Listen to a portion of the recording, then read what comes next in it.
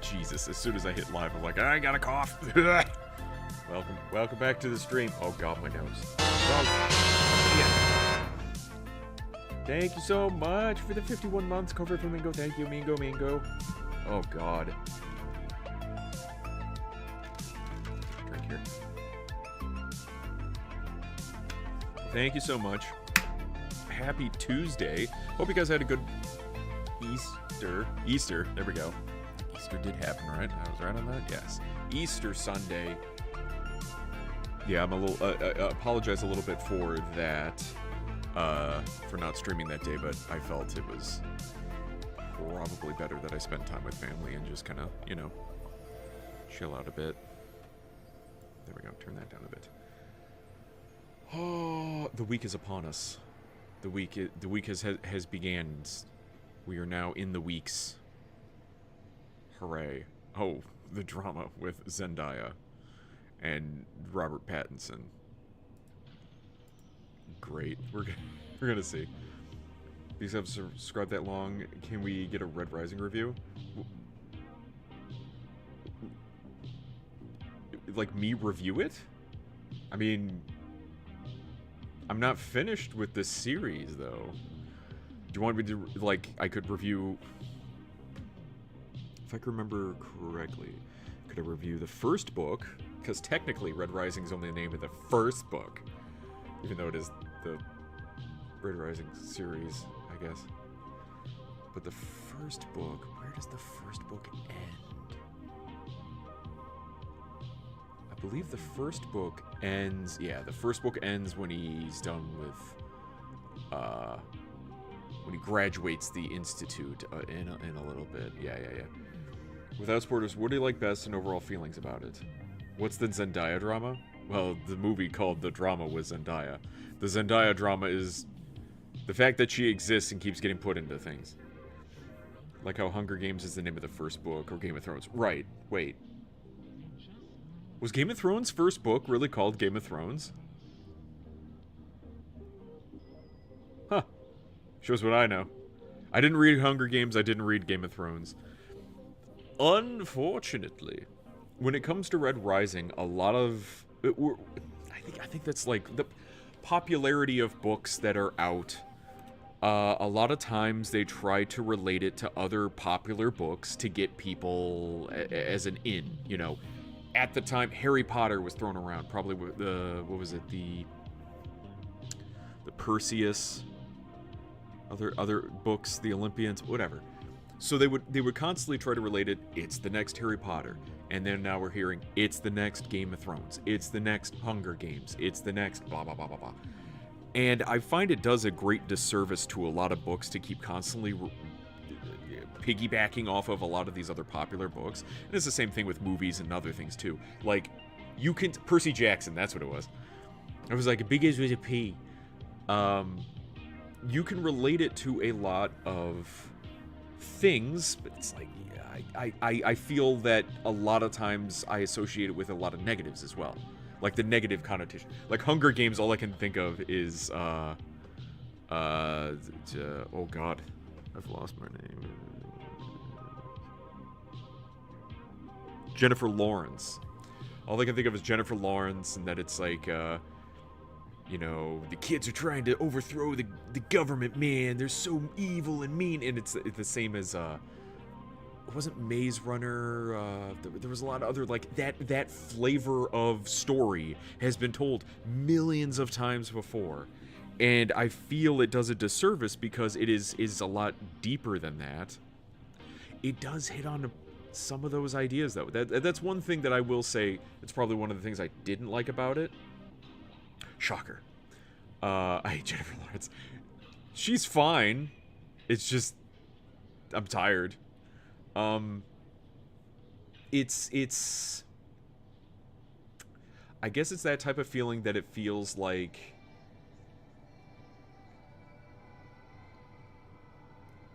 maybe the younger generation is the only one that knows what's going on.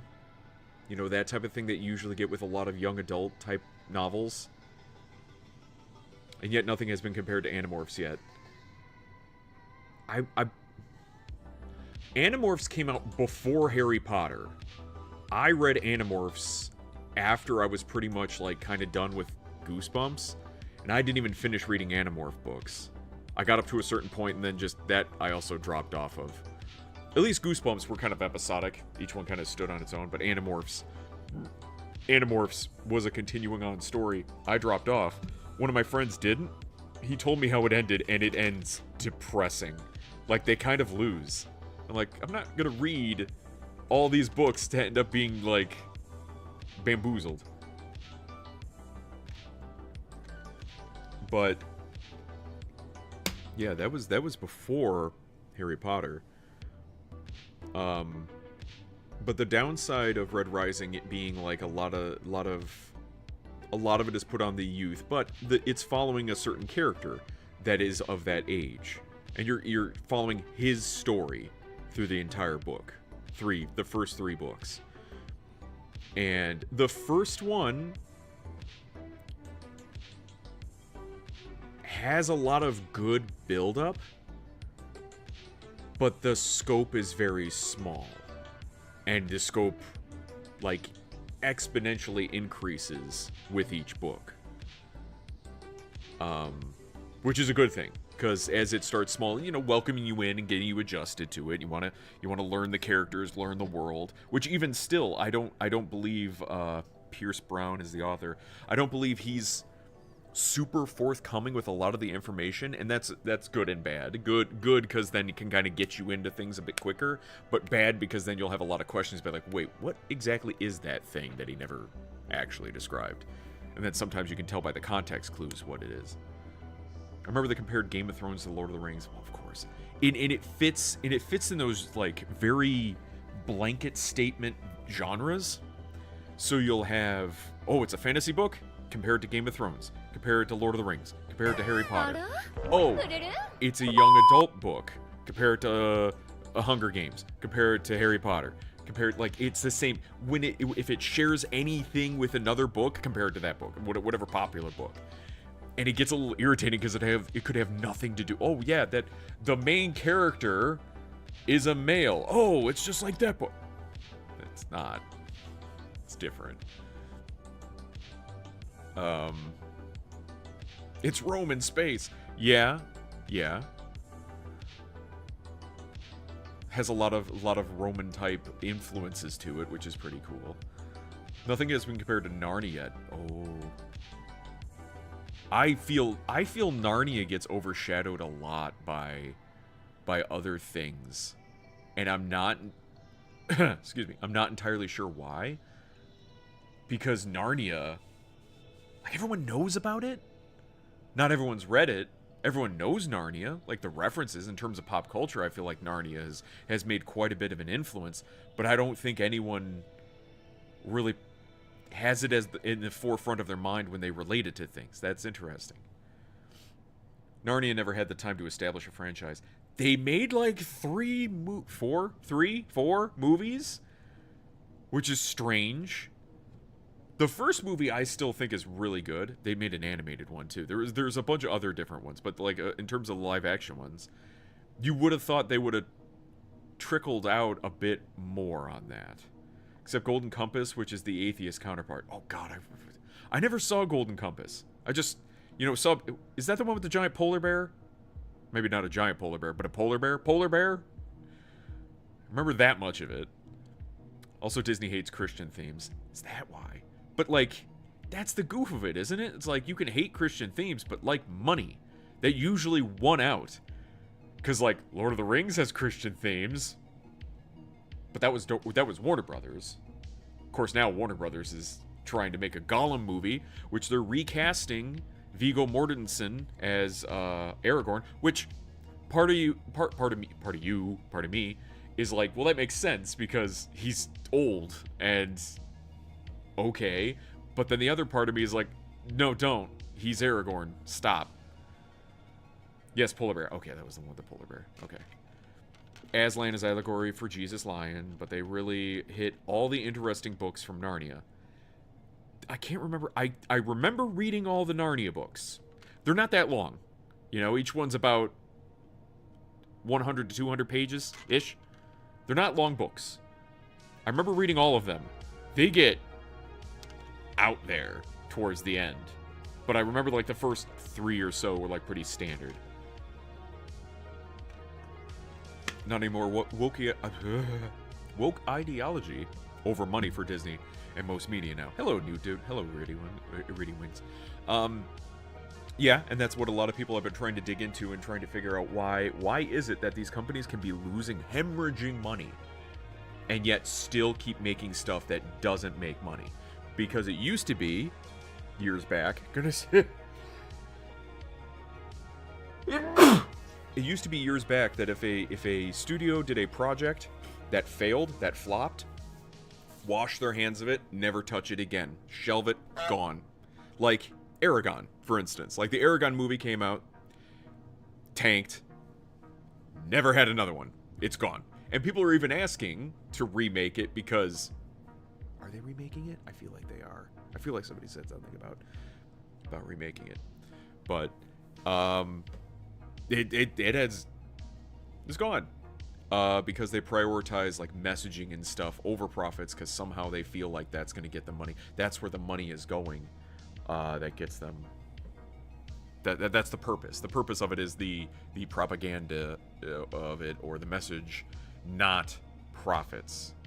Which is odd, because people need profits in order to survive. Unless the profits are coming from somewhere else, in which case, yeah, they don't give a shit. They could have continued it, but thing is, after Voyage of the Dawn Treader, there's only 2 books that are direct sequels, The Silver Chair and The Last Battle. Gotcha. Yeah, because I remember it, like, it jumps around a bit. The rest are really dark or completely removed from the interesting content. The Narnia books. I loved Horse and His Boy, but it's super removed from Narnia itself. Kind of like Tales from Narnia, not exactly like Narnia 1, 2, 3. It's the Narnia equivalent of Lion King 1.5. Yes. You got an idea for a special Talking Tuesday? Well, how special?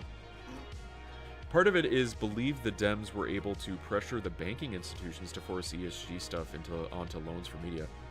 Yeah, I can see that. That was so bad. The Aragon movie was so bad. Best part of the Aragon movie was Jeremy Irons as Braun, I think his name was. Jeremy Irons as the grizzled mentor. Not a bad pick. Not a bad pick at all. Braun, yeah. Not a bad pick. John Malkovich as the Mad King, though. What the fuck are we doing? Reboot John Carter? I don't think John Carter was that bad. I think it just had terrible marketing, and they kind of just screwed it over themselves. The book itself wasn't great. The Aragon book? Like, it happens in an entirely different country. Horse and His Boy. Gotcha. Thank you. Durza wasn't bad either. Yes! The guy who played Durza, who was also playing Rumpelstiltskin in the Disney... Ever After... Whatever, Disney series stuff. He's been in a bunch of stuff. He's a good actor, too. Yeah, Durza. Once Upon a Time. That's the one. Which, getting into that, Once Upon a Time, I never watched it. Like, my mom and sister, I believe, watched it back in the day. And at the time, when it started, pretty cool. Pretty interesting. Then they started putting in, like, more present-day characters instead of, like, Grimm fairy tales characters, Snow White, Cinderella, Beauty and the Beast, like classic known characters, and then they yeah, watch until Elsa. There it is. They threw in Elsa, and even I, off in the corner, not really watching it, was like, what the fuck? Why would you ruin that? Why would you ruin the good thing of like these Disney things that you got all these people? Oh yeah, I remember Pinocchio and Peter Pan, and oh my god, this is so great. And then Elsa. It's a bit too new. Because you're like what are you trying to get the new generation in? Like the fucking stupid. Fucking stupid. And I was like, nope, I'm done, which was a bummer because Hook started really becoming a core character, and he was hot. Yeah, the hot Hook. Stupid. But as for Red Rising, I highly recommend the book. The series. I demolished the first 3 books. The first 3 books are really good. The next 3 books, I've only started the first of the next 3 books, and it's more political. Guyliner Hook. But if you just want to read the first 3 of the Red Rising series, that's a pretty good read. I enjoy the fact that it is written so good, written so well. I used to be a pretty avid reader. I'd read a lot of books. Go to, back in the day, go to Walden Books. Remember Walden Books? Or Borders. Come out with a stack of books. A lot of them in the same series that I would keep up with, or try to catch up with.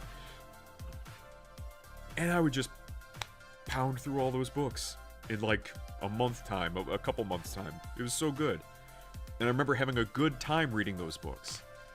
And then after a bit, I just kind of like fell off. I don't know if it's necessarily because what I was trying to read was not written well, but I lost like the spark of reading, like the interest, the me wanting to read.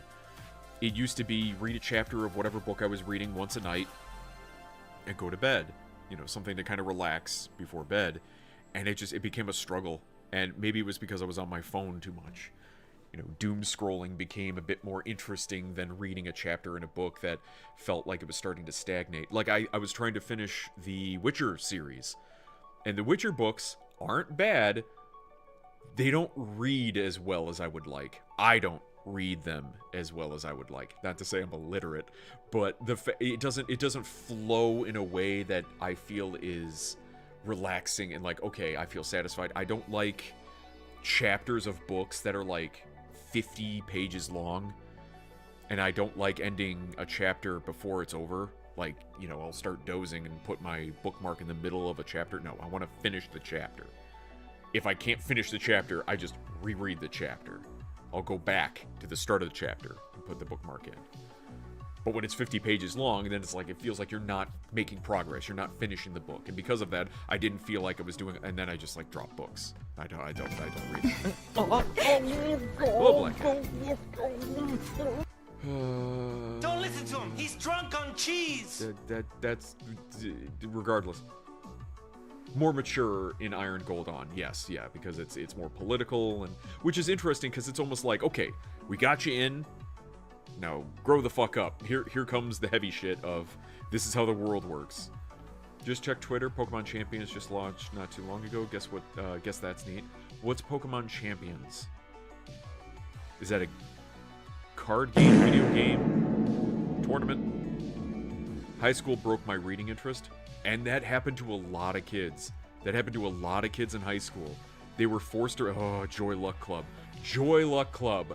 I will curse until my dying fucking day. They forced kids to read books they had no interest in reading, and then tried to force them to take an interest in it. How do you kill interest in reading? Do that.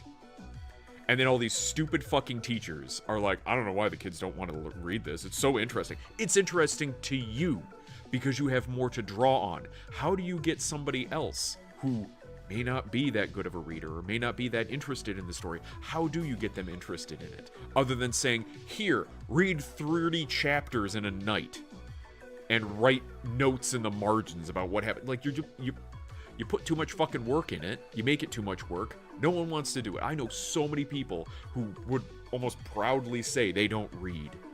You know, I'm done. I don't want to read. I don't like reading. It's too hard.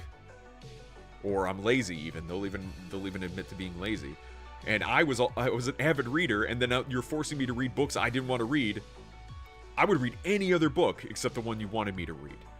Tale of Two Cities, Great Expectations. Now I can understand now what some of the messages and what some of the lessons were from those stories that they were trying to get us to read, because now I have more to draw on.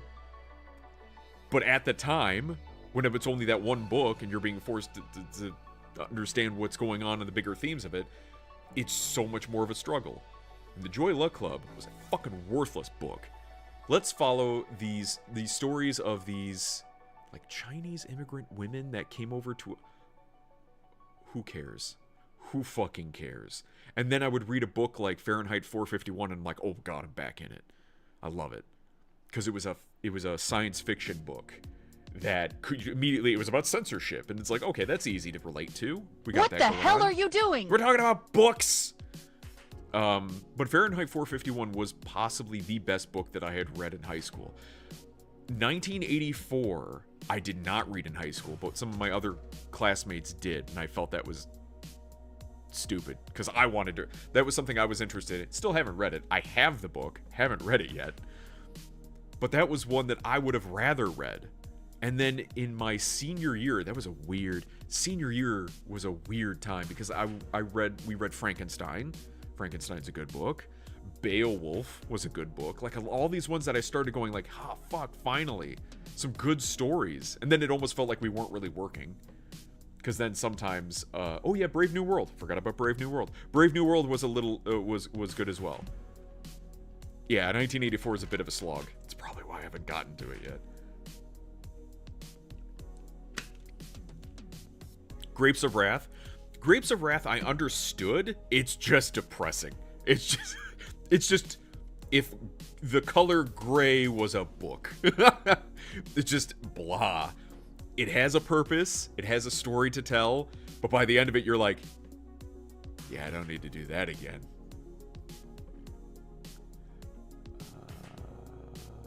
Hang on, let's go back.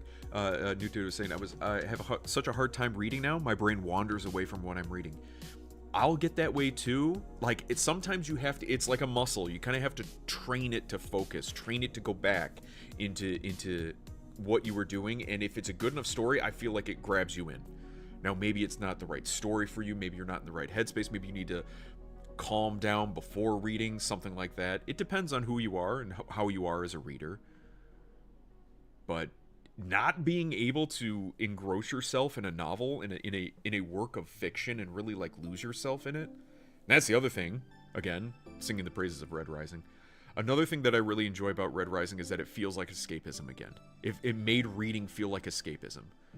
I could think about theoretical things that could happen in the story without wondering about, like, they're not going to do that. That's a present day thing. That's No, they could do whatever. It's the story. It's a made up world. And I love that shit. That's what I miss so much about reading, where it was like the potential to do anything. Oh my gosh, where are we going? Who knows? Everywhere. Free battle sim game that is compatible with home.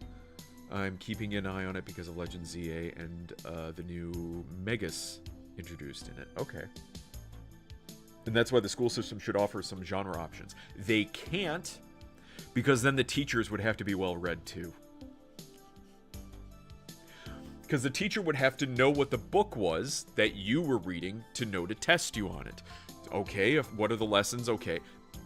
The teacher would have to know. And I don't have an entire confidence that the teachers are doing their part. They just kind of have the handful of books that they would need to know, and then they hand that off. Because, like I said, a couple of my classmates would read 1984 in different classes, but then I didn't. It's based upon the teacher. Maybe the teacher didn't. Oh, we did that last time. But aren't you doing a disservice to the student by not allowing them either the choice, or you're cutting their education short by, like, 1984 is a very important book. Or does this kind of become a shrug and a, well, if they really want to read it, they can read it on their own. And then wash their hands of it. Which is, I mean, that's possible too. There's only so much time in the semester, the year for it. Movie adaptation of The Giver. The Giver wasn't. I have no idea what The Giver is about. No idea. Never read. What was the Flies? Lord of the Flies? Lord of the Flies? Yeah. Never read Lord of the Flies. I know roughly what it's about. Never read it. Oh, I lost my cursor. Yeah, 451, super solid. 1984 didn't hit near as hard for me. And yeah, I that's what I've heard. But like 451 I really, really liked. for those of you who were enjoyed 400 Fahrenheit 451 enjoymenters, words, Equilibrium is a fun movie that is basically Fahrenheit 451, but with gun kata. So, there you go. The problem is a lot of times kids just don't understand the historical context these books were written in. True. And isn't it the teacher's responsibility to tell them? But even then, I can completely understand when you're trying to like lay down, man, this was a different time when this book was written. You got kids who are like 12 years old, 12 to 16, 12 to 18 years old reading these books. They do not have enough years under their belt to understand that type of thing. The gravitas of like, you don't understand, this was written in very different times. This is what the world was like when this book was written. No idea, no concept to pull that from. Sometimes it takes a decade plus to understand, like, oh, I get it. Okay. Learn a little bit more. Because then in that point, you're not just teaching the book, you're teaching history. You're just teaching flat out fucking history. Literature history, or historical literature. No. Literary history. Yes, literary history. Hey. History based upon the literary of the time. I swear I can read. You didn't enjoy anything, Mab? You didn't enjoy a single book. Not a single one. Not even like Frankenstein, Dracula, like the classics. Dracula, I think you would have. Pride and Prejudice, I think. Didn't they have us read? What are you, stupid? Yes. Sometimes.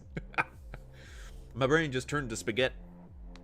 Fahrenheit is science fiction. It's a lot like a Nostradamus. That's probably why immediately I grabbed it. Like, I was in it. Is like science fiction.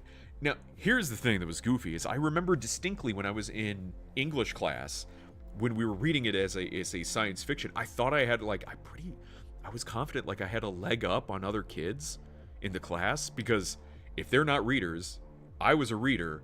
I read a lot of sci-fi, fantasy, that type of thing. So I almost felt like I understood it more than other people, because I could understand, like, oh yeah, they're talking about like computer screens and technology and stuff like that. And other people could hardly grasp the words on the page. I like The Social Animal and Brave New World. Which one was The Social Animal? I like how you just say I didn't enjoy anything, and then within one post, yeah, I like these. That was it. I mean, that liking 2 of the books that they have you read is better than none. White fan, this is for ruining my 8th grade summer. Grapes of Wrath would be much better in a college English class. Yes. The thing is again, I felt like the high school that I went to was it was a good high school. Don't get me wrong, but I felt like a lot of the English side of things were very much pushed towards heavier stuff. Because then when I finally did get to college, and I was taking English classes in college, it felt like a step backwards. Like, I had to take an English writing class, like English 101, for a gen ed class, and it was basically explaining what a thesis was. And I was like, wait, what the fuck? What did I do all that high school? And I felt like it was a waste of time. Now, probably should have been a way to test out of that, but, they want their money, so. I feel like I'm much better at reading historical nonfiction. The last physical book I read was Masters of the Air. Oh, I lost my cursor again. Where'd it go? Masters of the Air. Okay. And I know there's a lot of people, they'll get on people's butt about reading nonfiction versus fiction. Like, nonfiction's for women. No, wait. Yeah, fiction's for women, excuse me. Fiction is for women, nonfiction is for men. You should be reading historical books and things about self-improvement and how to get rich and money. And I'm like, bitch, I just want to turn my brain off. Not turn my brain off completely, but I want to be able to, like, feed it something that stimulates it, but doesn't make me hate everything, which I already do. So if I can read something that keeps me engaged, that isn't dry as fuck, and makes me want to just pass the fuck out or look at my phone, I consider that a fucking win. I keep slowly buying books but not reading them, although some are meant to be referenced instead of read. I mean, nothing wrong with increasing the size of your library, but some of those need to be read. One of the big reasons I never got into Legend ZA was that it tried to do the new Mega Evolutions without abilities. While that's okay in some parts, abilities are one of the big draws of Mega Evolutions because they have different abilities from the normal Mega Evolutions. Sure, sure. I'm telling you, graphic audiobook of Red Rising on commutes, you'll love it.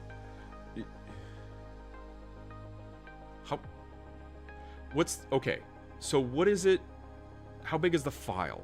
So, like, could you fit it on your phone or burn it to a disc or something? Like, how portable is it in that regard? If it's a graphic audiobook, I would think it would have more data in it than just a verbal talking of the story.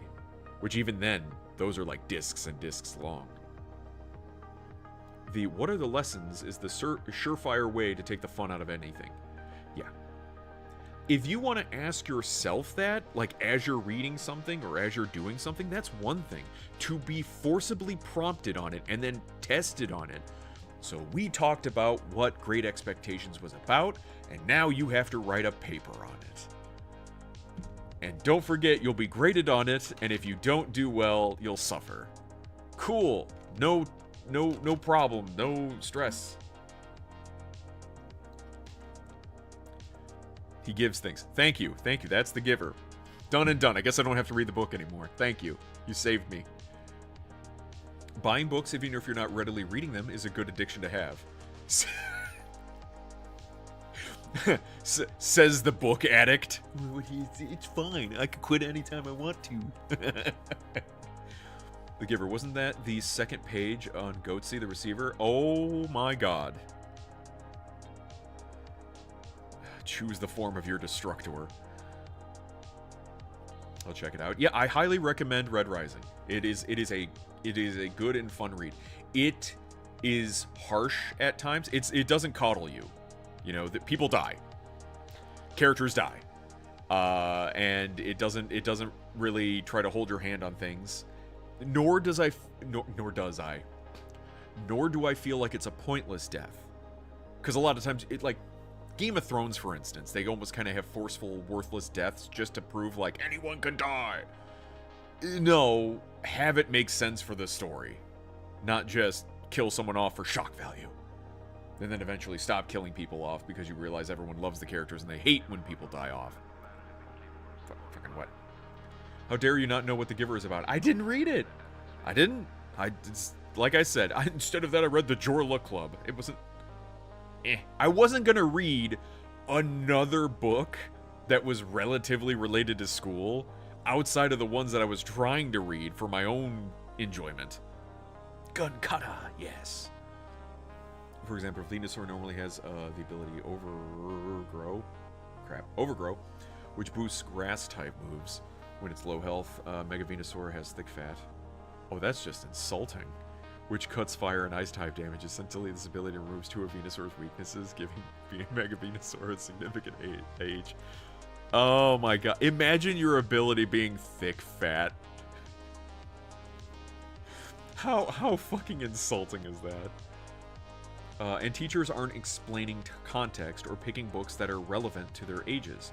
My student is 8. I got her Anne of Green Gables. She's enjoying it. She sees herself in the character.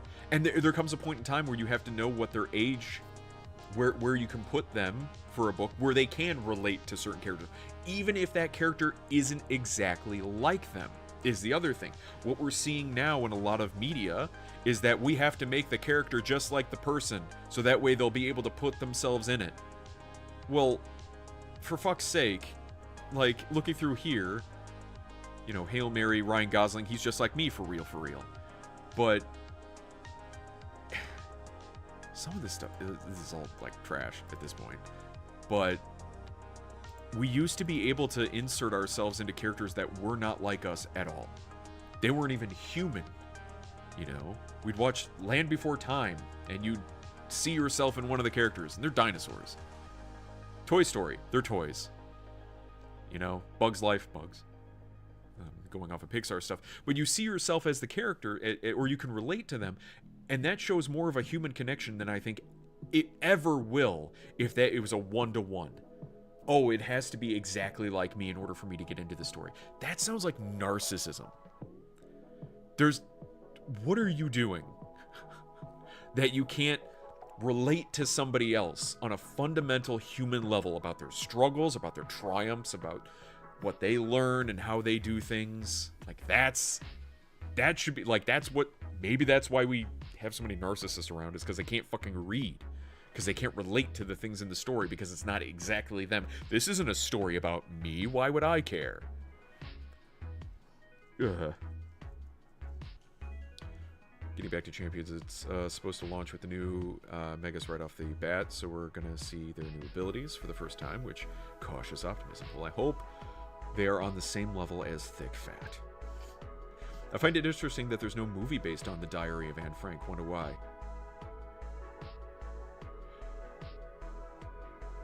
There isn't?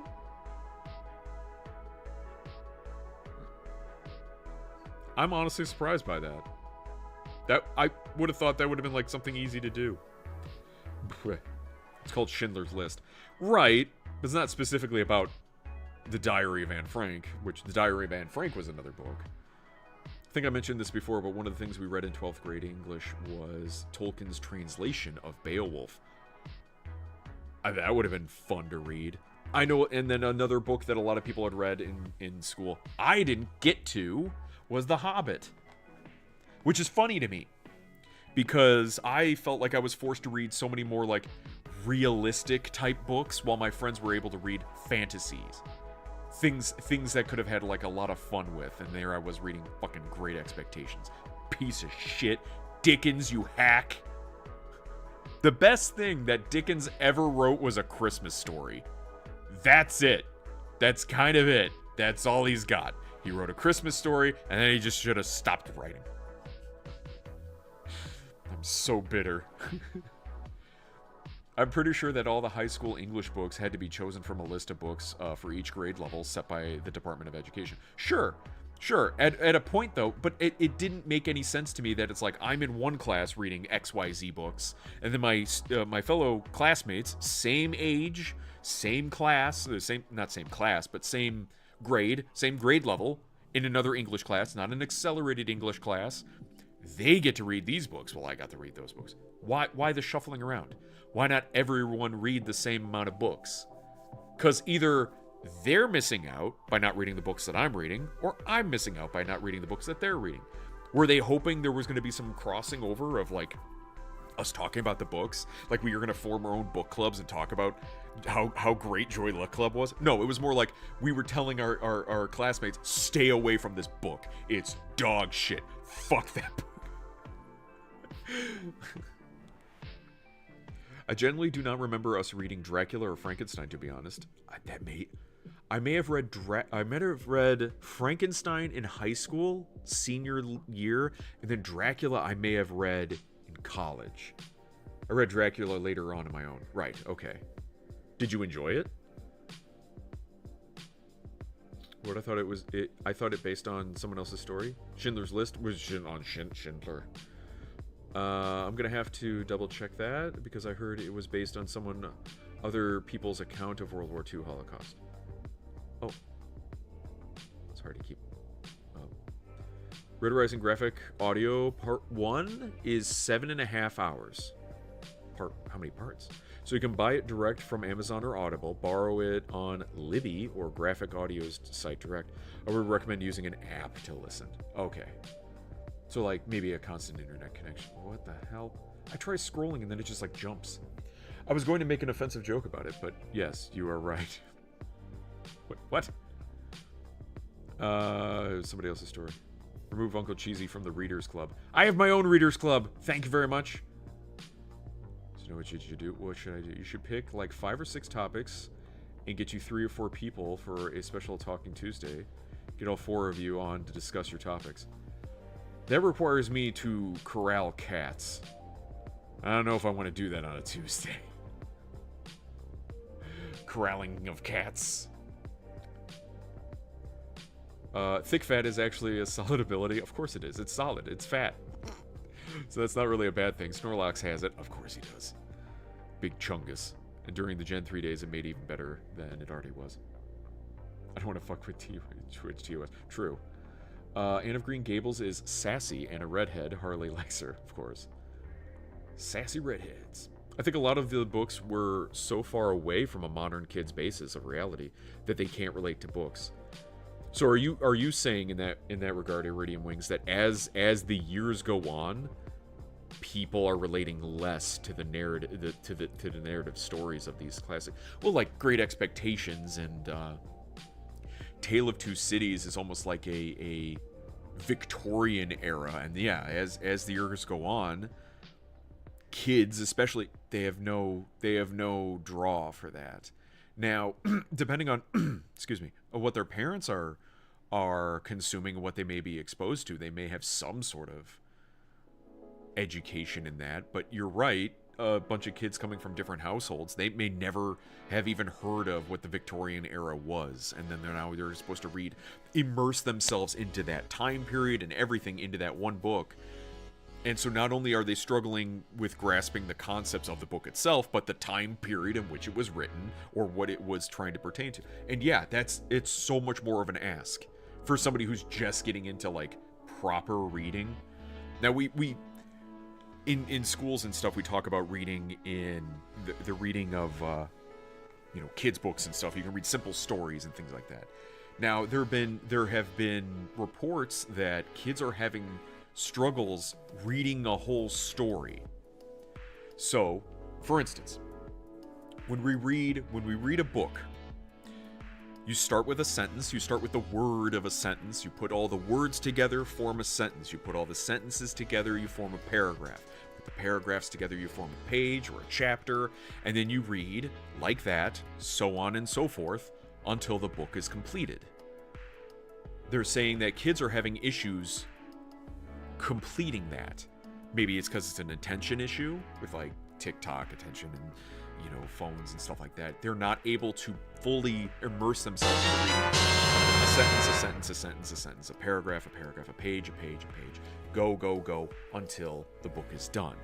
Like they can't grasp that. And some reporting to saying they were never taught how to read a book. Like you're taught how to read a sentence and a paragraph. It's like, would you just start reading and keep reading until the book is done?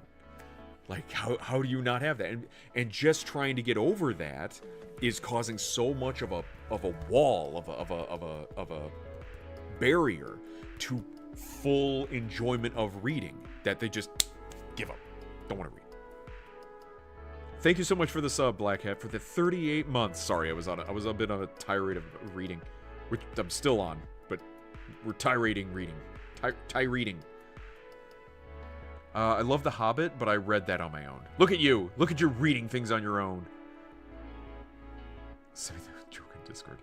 Dickens, you hack, irate fantasy sci-fi lover says of the greatest authors of time. I say...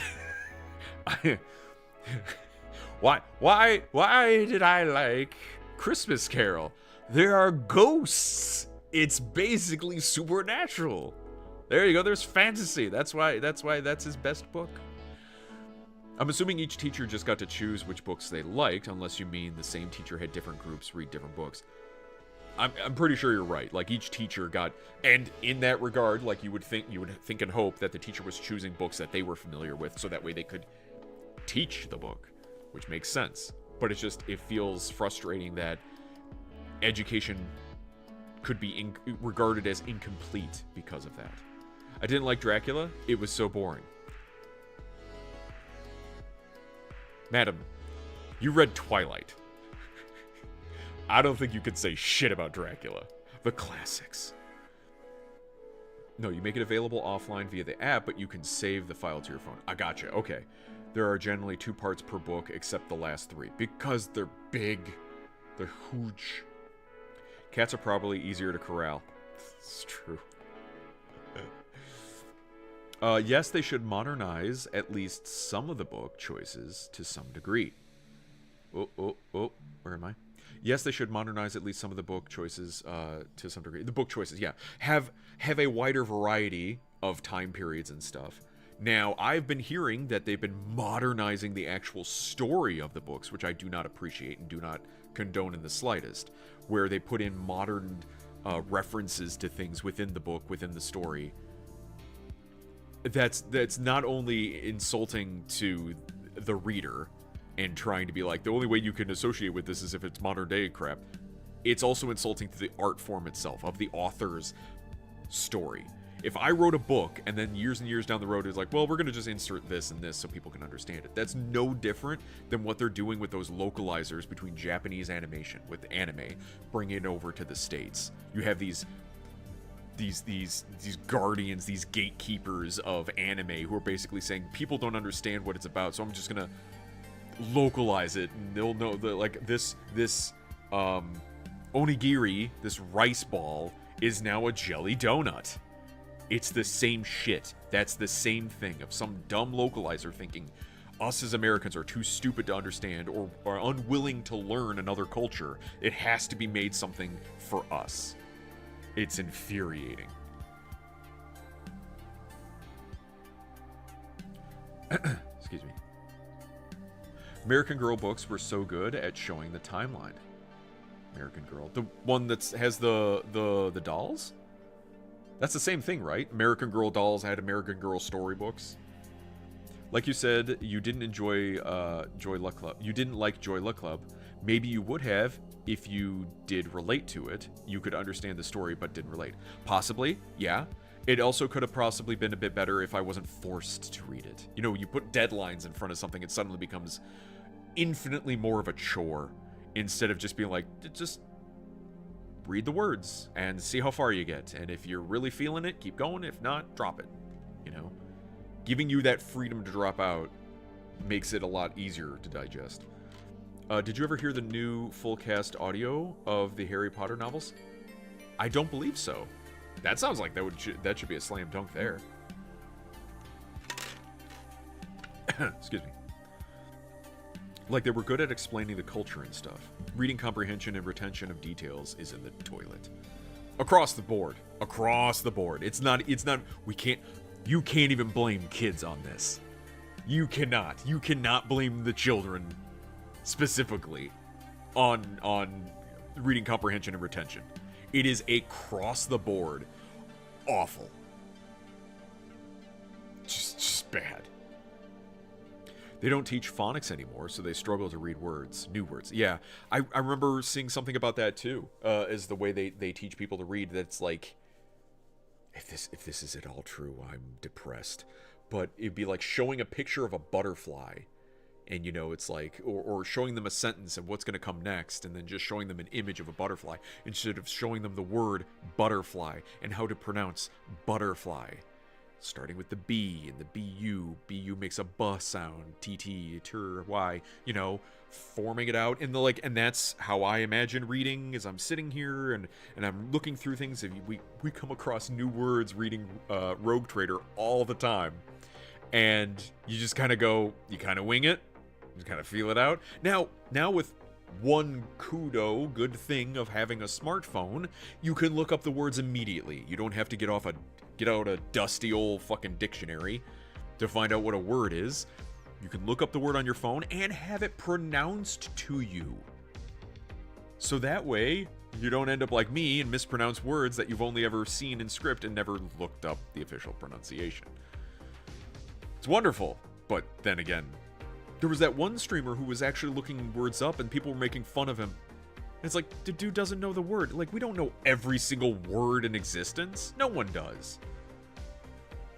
We're going to torture you by making you read a chapter book. Somebody said it was like, instead of reading manga that has pictures, it's a book, like a chapter book. I'm like, they're like, are you a child? The book we got to read in Thai high school, one was a novel depicting everyday life of people at the time, both Thais and Chinese immigrants. Another was a few parts from Romance of the Three Kingdoms, apparently translated by second king of current dynasty. Well, that sounds interesting. Oh shit, I lost my cursor there. Bro, I see constant posts about grown women complaining when an author has a mystery in the story. When the other slowly gives clues to something. When the author doesn't spell it out. Except you, Uncle Cheesy. You're supposed to know every word in existence, you gamer nerd. I do not, and I will mispronounce everything. You can't stop me. When the other slowly gives clues to something when the author doesn't spell it out right off the bat. Grown-ass women bitching about a beautifully written book with little breadcrumbs and mystery. Well, holy shit. Because that's the stuff you kind of have to live for when you read a story that has a mystery to it. When I was reading Red Rising, and currently with the next 3 books, in my mind as I'm reading it, I'm trying to kind of fill in the blank. Now I'm not impatient and flipping forward and be like, I gotta know immediately. No, this is the ride. You're on the ride. This is the roller coaster. You get on at the beginning, you go up, you build tension, you get the delivery, you go around, you swoop, you fly, you go up, build tension again. It's the ride. You're on the ride. A lot of people who can't stand again, retention, not retention, but like focus on story and being able to keep your attention focused on any one given thing without having to be pulled in 600 different directions. They want to jump to not just the head of the line, they want to jump to the middle of the roller coaster or the end of the roller coaster. You don't do that. You ride the roller coaster. It's the whole thing built up. You have to have the whole roller coaster to get the whole feeling. And it's frustrating because in my mind I'm thinking, okay, they introduced a new character. Who is this character? What are their motivations? What are they really thinking about? What are they going to do? What are they going to do? Are they going to survive until the next book? What are they going to do in the next book? Are they going to be a problem? Are they going to be an ally? Are they going to... All these things going through my head as I'm reading. And it's not distracting because it's part of the story. And it's the same thing I do when I watch a movie. I'll watch a movie, they introduce a character. Now, movies are getting really messed up too right now because in the movie, they'll basically say, this is Ted, and this is what he does, and this is who he is. And that's it. Like, they just introduce it, handhold it, spoon feed you, just really, really landing on thick of what it is. Books don't normally do that. You have to be focused to stay with the book. Where a movie...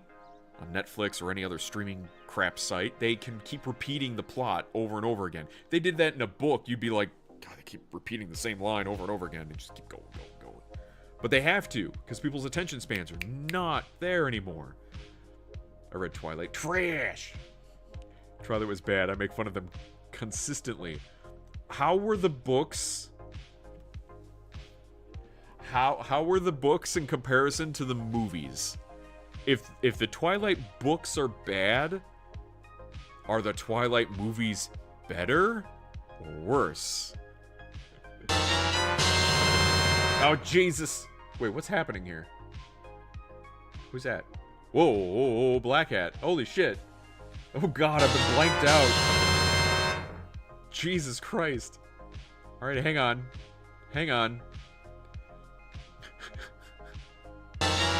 Black Cat, thank you so much. You didn't need to do that. Let me remember where I was at. Consistently, yes. Make fun of them consistently, yes. I'll put a pin where I was before. Thank you so much, Black Cat, for the gifted tier 1 subs. Tier 1 subs to Nuke for Prez, to Darth Phazon, to AOP. To It's Callie. There he is. To Jay Gujarat. To Miss Morgan. To B-Man10119. To MFTD. To 9E2270, which sounds like a bot. To Natural Born Camper. To Coco Manu 31. A little ahead of it. To Mugger Prime. I know that person. To M. Hask. I know that person too. To Hardy Boy. To RJ64. Thank you. Now let me roll her back up so I can get back to where I was at here. I'm totally against translating the Bible out of Latin because it's localizing. No. You should not be... You should not make it. You need to learn Latin. We all need to learn Latin. That's how it should work. We should be localizing ourselves to the Bible, not the other way around.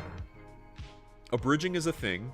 Putting an asterisk with an annotation explaining what a word means. My first experience with Treasure Island at 9 was an abridged version. I tried reading the book as an adult and was like, what? Yeah, when I watched One Piece back in the day that had a fan sub, it had an asterisk. Whenever there was a joke, they had an asterisk, and then you could pause the episode and read it and go, oh, that's what that means. Isn't that fun? We're learning and expanding our minds and culture. Yay, it's great. By the time he gets done ranting and reads this, it will be the end of the stream. It is not. Fuck you. It is not. Dude, I ate up American Girl, the books, the dolls, the magazines. The dolls. The bells. There it is. I was like, why does that sound familiar? The bells, dude. Shit was my life. Yes, about the American Girl. I read a few of them. I love them. Constantly looking for sets of them for Harley. Never can find any. Does American Girl still exist today? Like either the dolls or the books? Or did they like go out of business? Out of whatever? Dudette. Hence my saying TOS concern. I'm a big fan of Jeremy Irons, but him voicing Dumbledore is just weird. Jeremy Irons voiced Dumbledore? I mean, maybe. I can see that being a bit of a different thing. I think the first actor, I forgot his name, that they got to play Dumbledore in the first 2 Harry Potter movies was pretty spot on, perfect casting. I'm not American enough and not girl enough to appreciate American Girl. That's your own fault. Not bad at all of a joke, but no problem. Except, yes, I'm supposed to know every word in existence. Yes, thank you. Autocorrect fucks with me sometimes. Yes, author. These women have zero patience for world building or mystery. They just want sex. And I mean, some guys are the exact same way too. They can't be bothered with the mystery and the drawn out story. They just want it done. And some people were. And going back to Red Rising, one of the things that I really enjoy about the book is how it's written. I feel it's written a lot like a lot of my other favorite stories that I do. Read the Harry Dresden Files, for instance. Every chapter ends with a kind of a hook or a cliffhanger that makes you want to read the next chapter. And they're not overly long chapters. Some can be like 10 pages or so, but it reads very well that you want to read the next one by the time you're done with the chapter. And in a way, I almost feel that's like comic book reading, I kind of want to say. Because at the end of a comic book, it usually gives you a hook to read the next comic. And, go out and buy the next comic. Stay tuned for the next episode. That type of stuff. If you end a chapter with such a, yeah, who fucking cares? It kind of doesn't give you incentive to keep reading. It's just like a thing that's happening instead of like feeling it happen. Now, maybe that's just me. Like, I can understand people who are like, you shouldn't have to need that. But for me, that hook really helps push me forward and keep reading, and it builds the tension a bit more. Like, ooh, this is exciting. Things are happening. Not that every book needs to have things happening all the time, but it helps.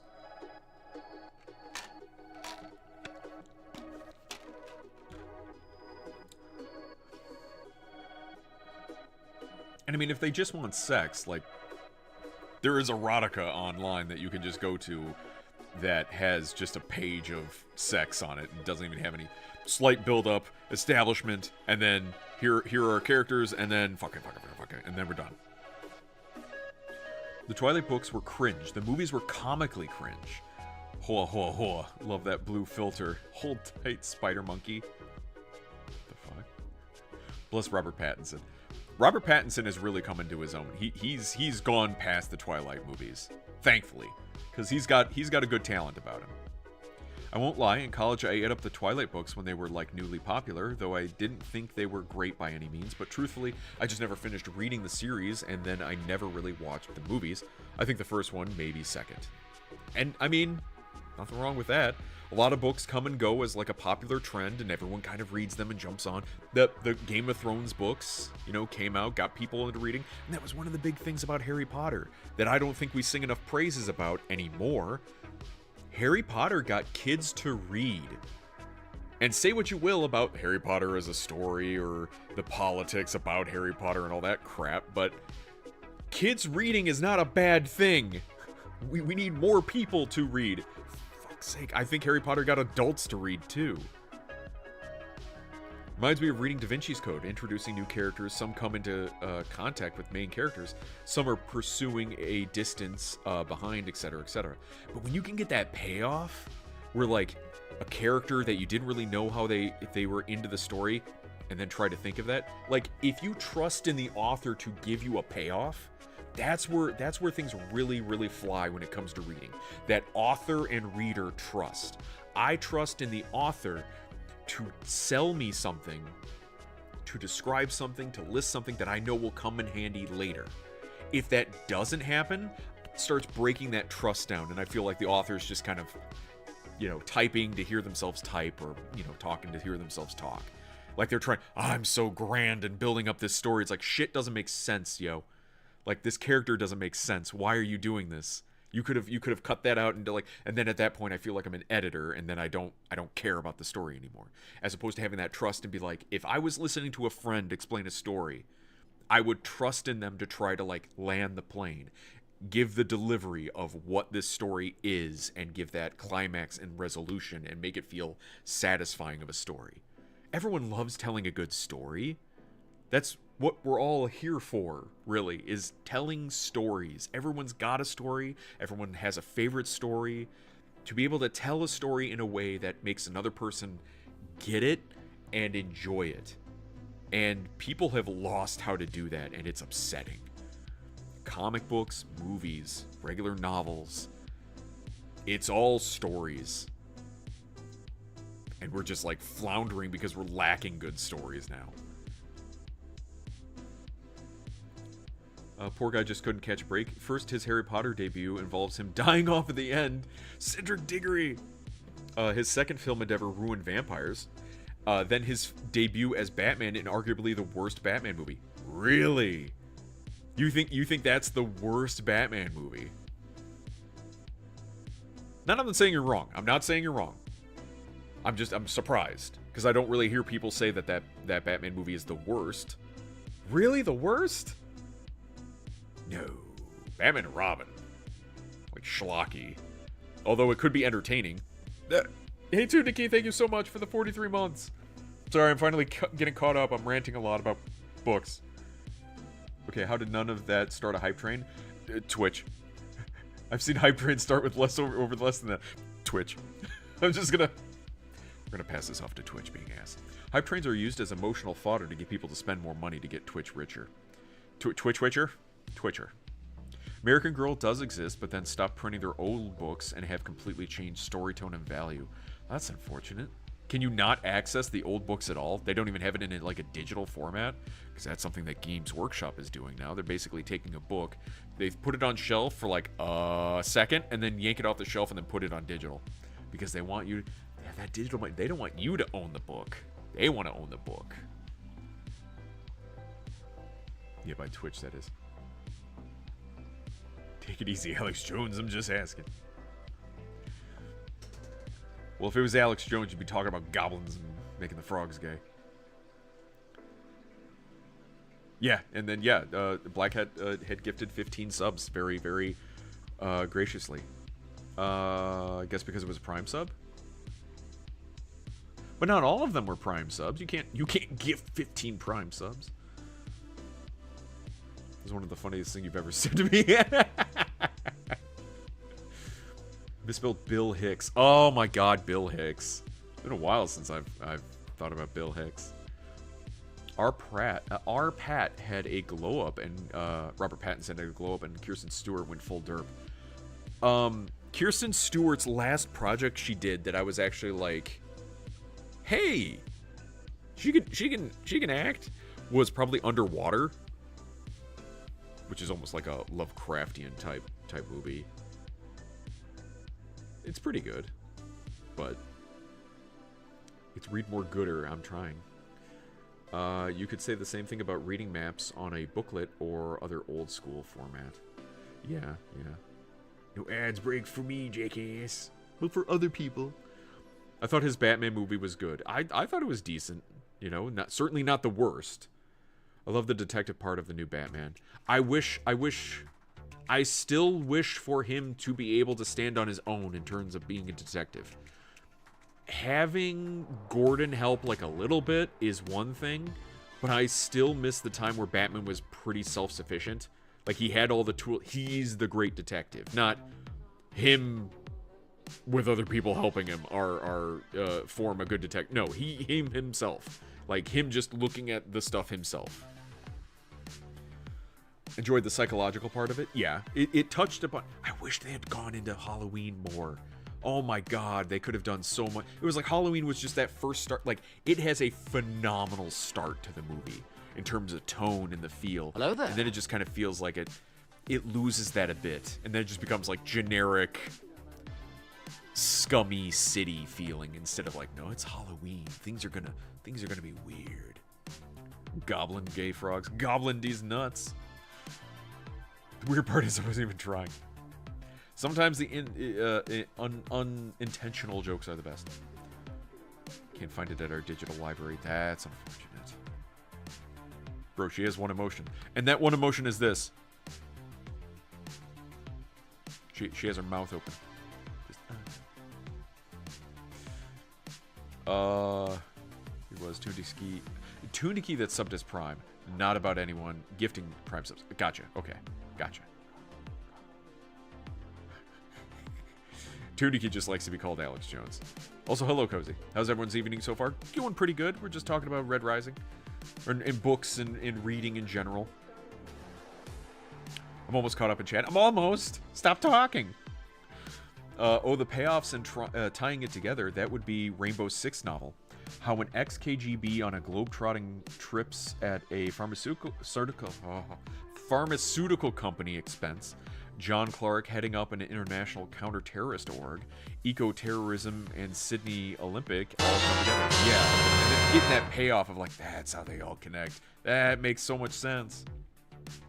How do you LOL outside of IRL? Like this. Lol. Oop, not anymore. Stop it! Hype Train started. Holy shit. Thank you, Black Cat. Gifted a subscription to Cozy. No more ads for Cozy.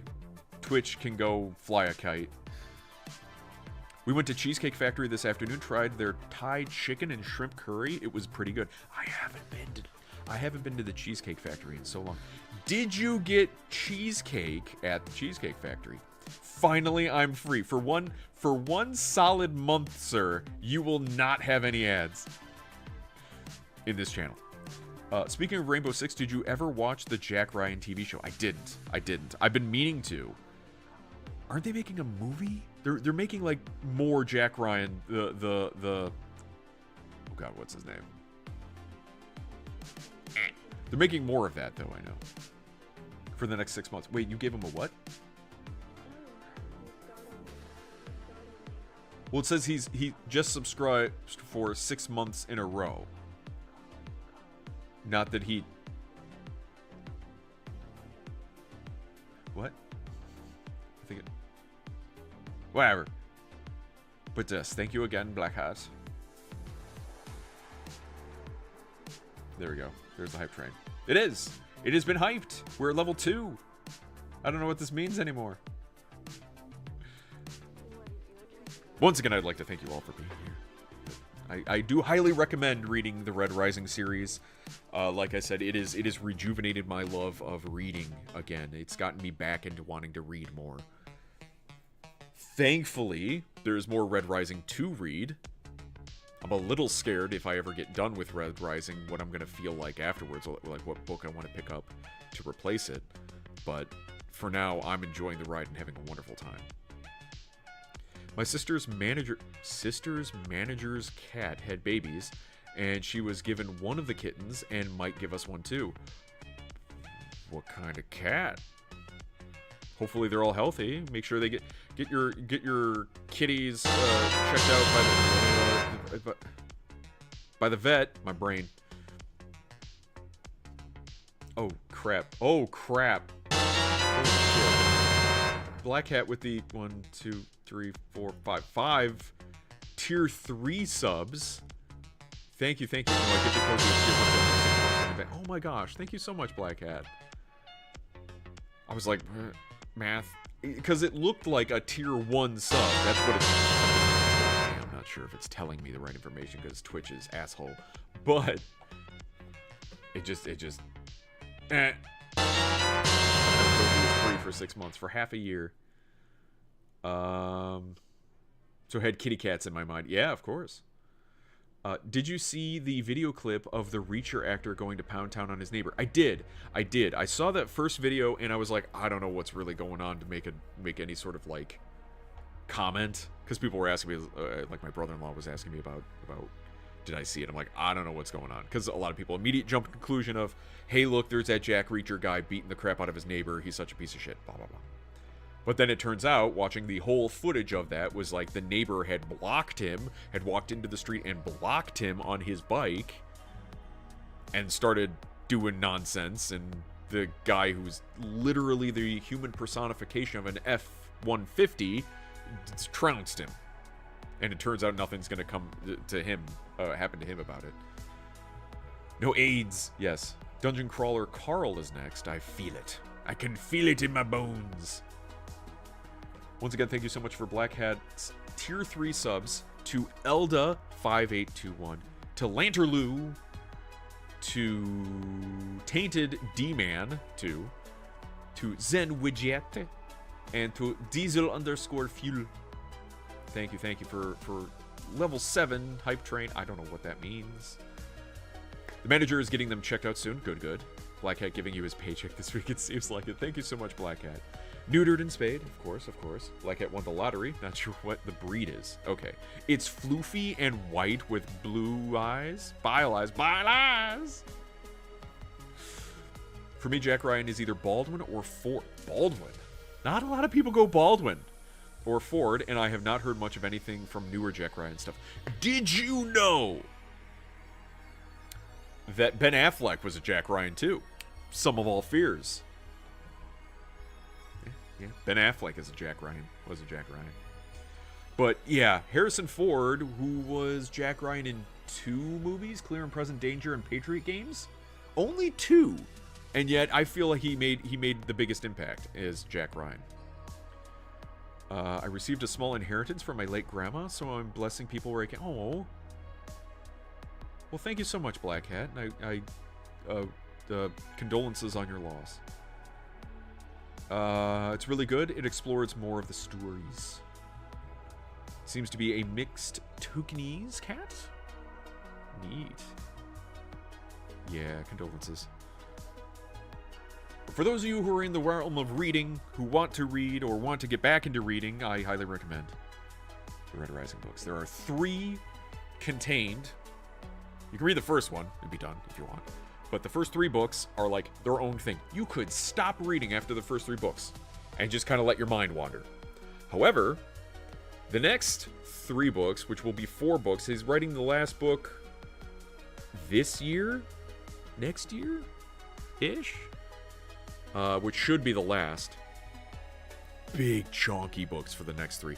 More political, kind of tells the story a bit, like, expands on the story a bit more. But, you know, more good stuff. I've only just started the 4th book, so the first of the 2nd group. Ben Affleck is the south-facing side of a northbound donkey.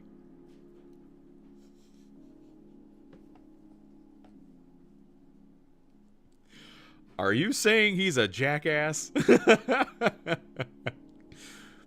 I'll be out this year or early next year? Oh, it'll be out this year or early next year. So now I'm not sure if that means I need to read faster or slower. She passed away on the last Sunday of this past January. Oh, so a bit ago, in the early morning time. Okay. Well, I hope she passed surrounded by family or peacefully. God, it's always rough. I was just making jokes, but that was nice of you, Black Hat. An inheritance! Funny you should mention that. May I introduce you to established titles? Just read and enjoy yourself. No! It has to be torture. It must be work. Jeez. So yeah, that's kind of my spiel on Red Rising. I enjoy the book. it's another one that I probably reread. Yes, it was. Yeah, I got the context. Yeah.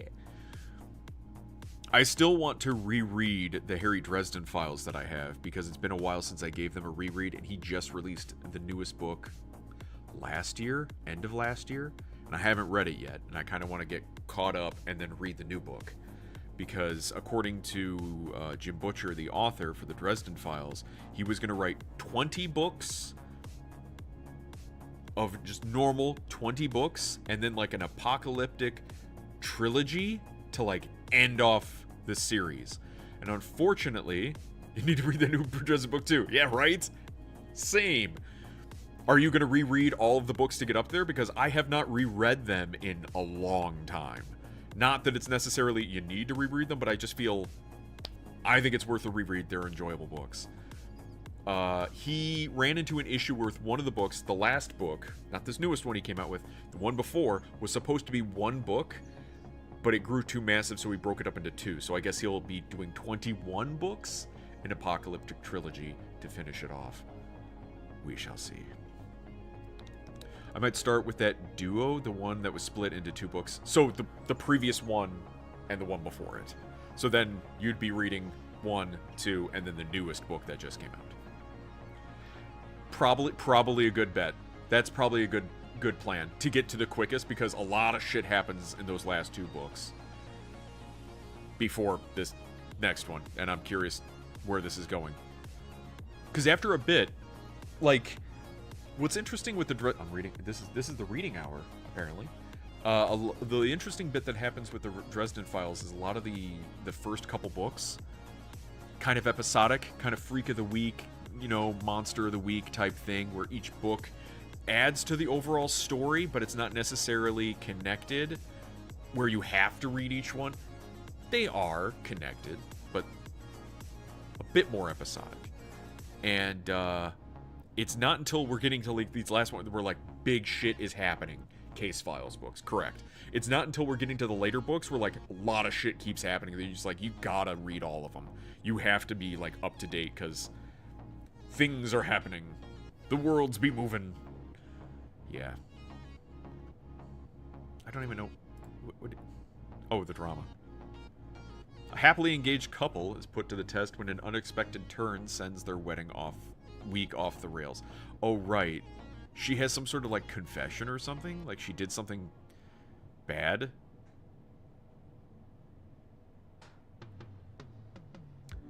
If you'll read The Giver, I'll put you back on the Readers Club. Okay, jeez. No, I'll be my own club with blackjack and hookers.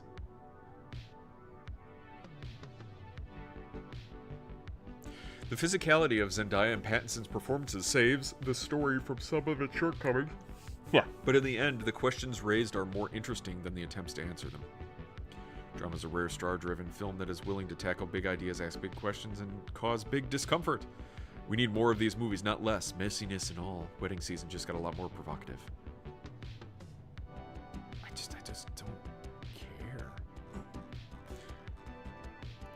It's like, one, it's Zendaya, but it's like, it's weird that it's like, have these so many positive reviews about it. What was the twist? The woman finds out she's actually Zendaya?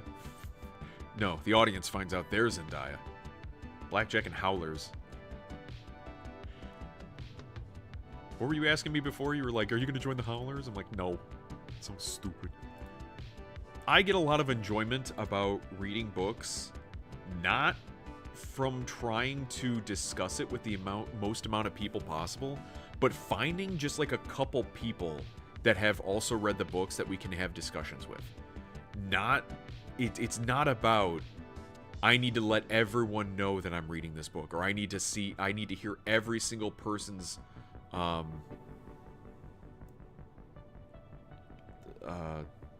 opinion about a book. I like having like just a couple other people that read the book, we discuss it, and you kind of relate. Oh yeah, we get the points, and oh, I didn't think about it that way. Wait, what? My mom started binging the One Piece live action with me and loving it. Can you really? I mean, yeah, I guess you can binge it, but It's not that much of an accomplishment to binge the live action versus binging the anime. You binge the anime, you disappear for a year. You binge the live action, that's like a week. The irony is I'm old enough to remember Zendaya's acting debut, Shake It Up, on Disney Channel. Oh my god, really? She's a Disney girl? She wants more seasons. Of course. I am Foghorn about Red Rising. Foghorn? Are you just blasting to those who may concern? Right, but I also enjoy a lot talking with you about things because you've read the book, and then it's like I'm interested to learn your perspective, your personal perspective on things. A lot of other randoms, I'm like, oh, okay, that's kind of interesting, but it's more interesting when you have a friend that reads a book or reads a story or watches a movie. Put on a good hat. A good hat? What's a? They're all good hats, sir. What's a good hat? Let me check the back. Gonna have to check things. Ooh. Yeah. I haven't worn this one anymore. It's a lot shorter, yeah. Hence why it's more approachable. Yeah, and that's probably why Oda was kind of like, at a point they're kind of okay with the live action interpretation of anime because they're like, that's just gonna bring more people to the anime. And some people are thinking with the new Harry Potter series on HBO, that's gonna bring more people to the books. That's gonna bring more people to the movies. Especially if the HBO series is bad. Because people are going to look at it and be like, wow, I can see the threads of something good here. Let me see what the actual books, the good shit was.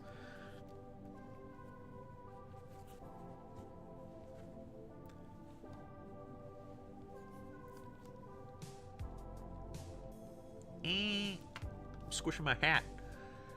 Fuck. Okay. Oh, come on.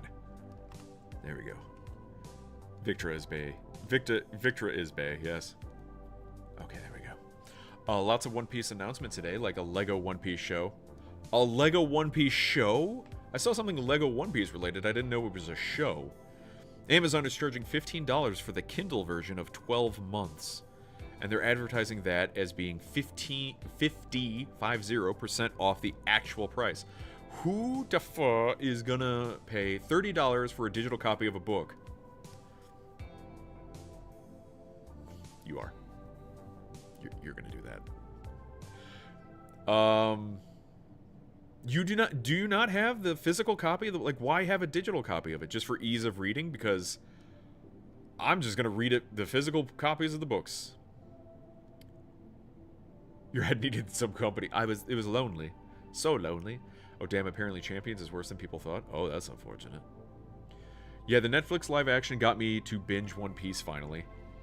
I got dropped off at episode 1000, and I don't know if I'm coming back. Uncle Cheesy looks like a trucker now. Time for bed, I'm exhausted. Have a good night, Migo. Thank you so much for the sub. Thank you so much for stopping by. Have a good rest of your Tuesday. And hopefully a good rest of your week. I had one piece of cake the other day. One piece. Pistachio jelly roll. Ooh. Ease of reading, yeah. Sure. You don't want to know how much I've spent on some books I own. Collectors! Collector books. But what could you build with only one piece of Lego? The One Piece. The One Piece is real. Sign up for Libby. It's your local library, but digital. Interesting. Maybe that'll have it. One Piece had a major plot revelation in the manga that's setting up the final arcs.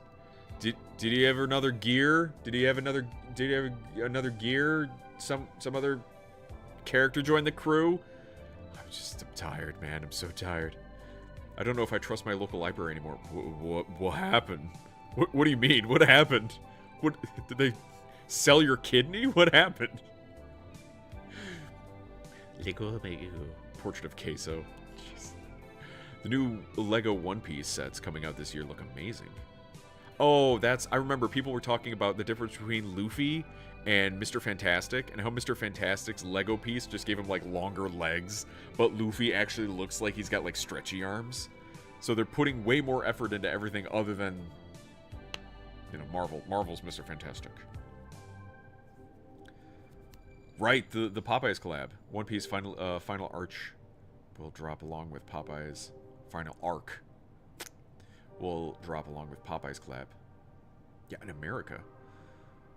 I had their spicy chicken sandwich before. It was very nice. Very good. I tried their FNAF 2 cupcake thing they had. How was that? We need to hear this, then I'm passing out. Gotta hear why you can't trust your local library. Come on. Let us know why you can't trust your local.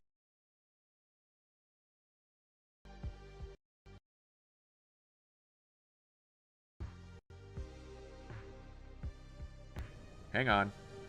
Hang on. Hello? Hello? I'm back. Okay. Hang on. The hub that I have everything plugged into just kind of like flipped the fuck out. Give me a sec. 1 sec. I'll fix the camera in a sec. Uh-oh. Well, that's fine. Uh-oh. Get back here. Get back here, you bitch. You son bitch. Uh-oh. That's not good. 1 sec. Stand by. Do. Fuck you.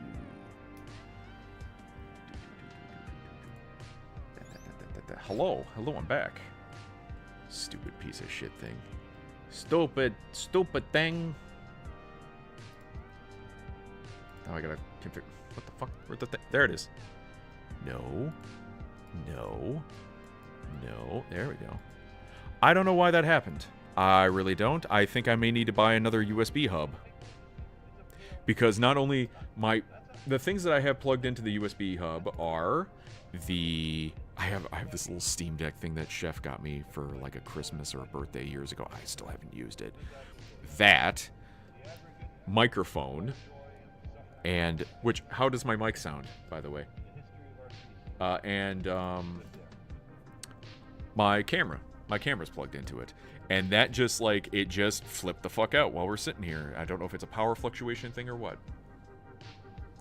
All right, let me get caught up here.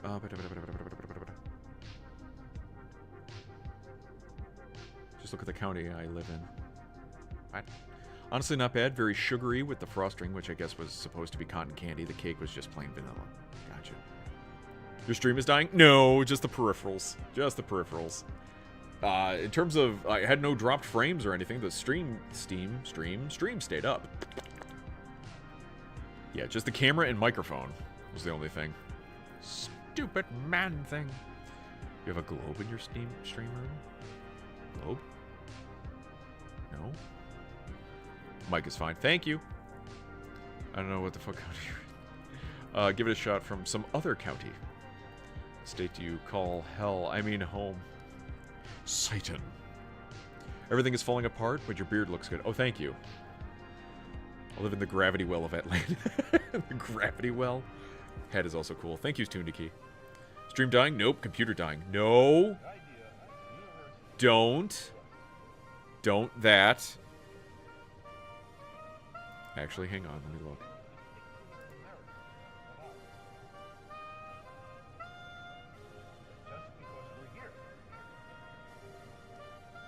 Now you got me paranoid about that. Yeah, take it back, Newt. Now I'm going to be paranoid about that for the foreseeable future. Because nothing else fluctuated. It's just that one USB hub that everything is plugged into. So, common denominator of that is to replace that USB hub, which could be finicky and burning out for all I know. I use it quite a bit. Next time I go to Georgia for an antique run, maybe we can catch lunch. I really want to watch Project Hail Mary. Heard a lot of good things about it. Yep, same. Yeah, his Windows machine is going to collapse and he'll be forced to make the move to Linux. No. It's going to happen. It's going to happen someday. I want to... My idea for building a new PC is to keep this one up and running for as long as humanly possible. Knock on wood, knock on wood. As I'm, shaking in my chair, I'm trying to, hold myself. Keep this computer running for as long as possible, keep it as my stream box, and keep doing things. On the side, build a new computer and test it and make sure it runs and works and do that. And not until I'm satisfied. Again, knock on wood. Because this is how it happens. I will test it over there on a table somewhere, build it, make sure it runs and works and all that stuff, make sure it's real nice, then make it work as the mainstream machine or whatever I need it to. Of course, something may happen, and then it forced me into it. I've looked and seen they do have such a thing as a dual stream setup. I don't know if I could set that up properly. You could have my Windows machine be the streamer, and then the other box be the game machine. Have the game on there, stream it from here, and maybe that'll alleviate some of the stresses of it, but still at the end of the day, it would be nice to just have one machine that's really high-end. Every single time I've wanted to make a high-end machine, something's fucking happened. It's awful. My sister watched Mario 2, and she said it was mid as fuck. I have a feeling that's what it's like. It's a kid's movie, you know? And people have talked about it's like Mario doesn't really have a story or anything. It's just there for references. Isn't Linux a shithole of an OS? Depends on your distro. And I don't necessarily say I don't think I would say that Linux is... First off, we're going to point fingers at shitholes. Windows isn't doing too well right now in the first place. So I don't think anyone running Windows can really point the finger at Linux and be like, look at that piece of shit. So there is that. But it also depends on the distro you have. And you can kind of... Linux is the type of operating system it's as bad as you make it. Like, if you want to put in a lot of burden on the user themselves, if you want to streamline the process and make it as good as possible, you have to put in the work in order to do that.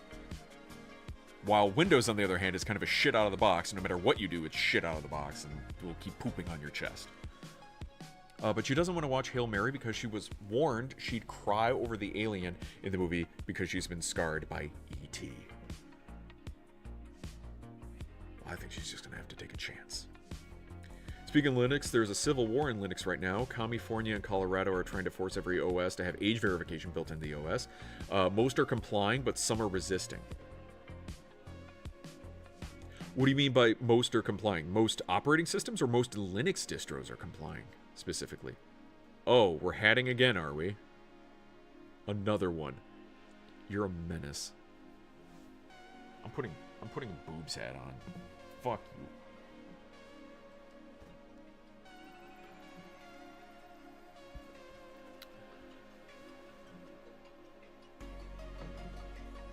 Don't get triggered into rocking whenever you hear Linux. It's not about the Linux side of things, it's about my computer dying side of things.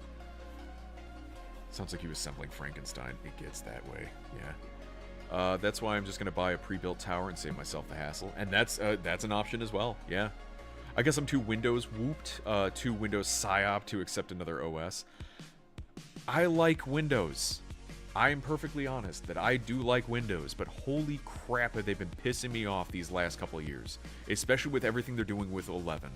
Where every update, like, shits itself because they don't have people testing things. They just have a bunch of dummies that are, like, running ramshot over everything. My computer is a potato, and I like it that way. I don't. Most Linux distros are complying. Ah, gotcha, okay. I'm sure Apple and Windows will as well. Well, Windows, I'm pretty sure, yeah, I'm not surprised. I would not be surprised. And then Apple. Apple... I wonder about, because Apple sometimes can do a really good thing with security. Like, the government at one point was telling Apple that they needed to build a backdoor into things, and Apple was like, no, we respect our customers too much, we're not going to do that.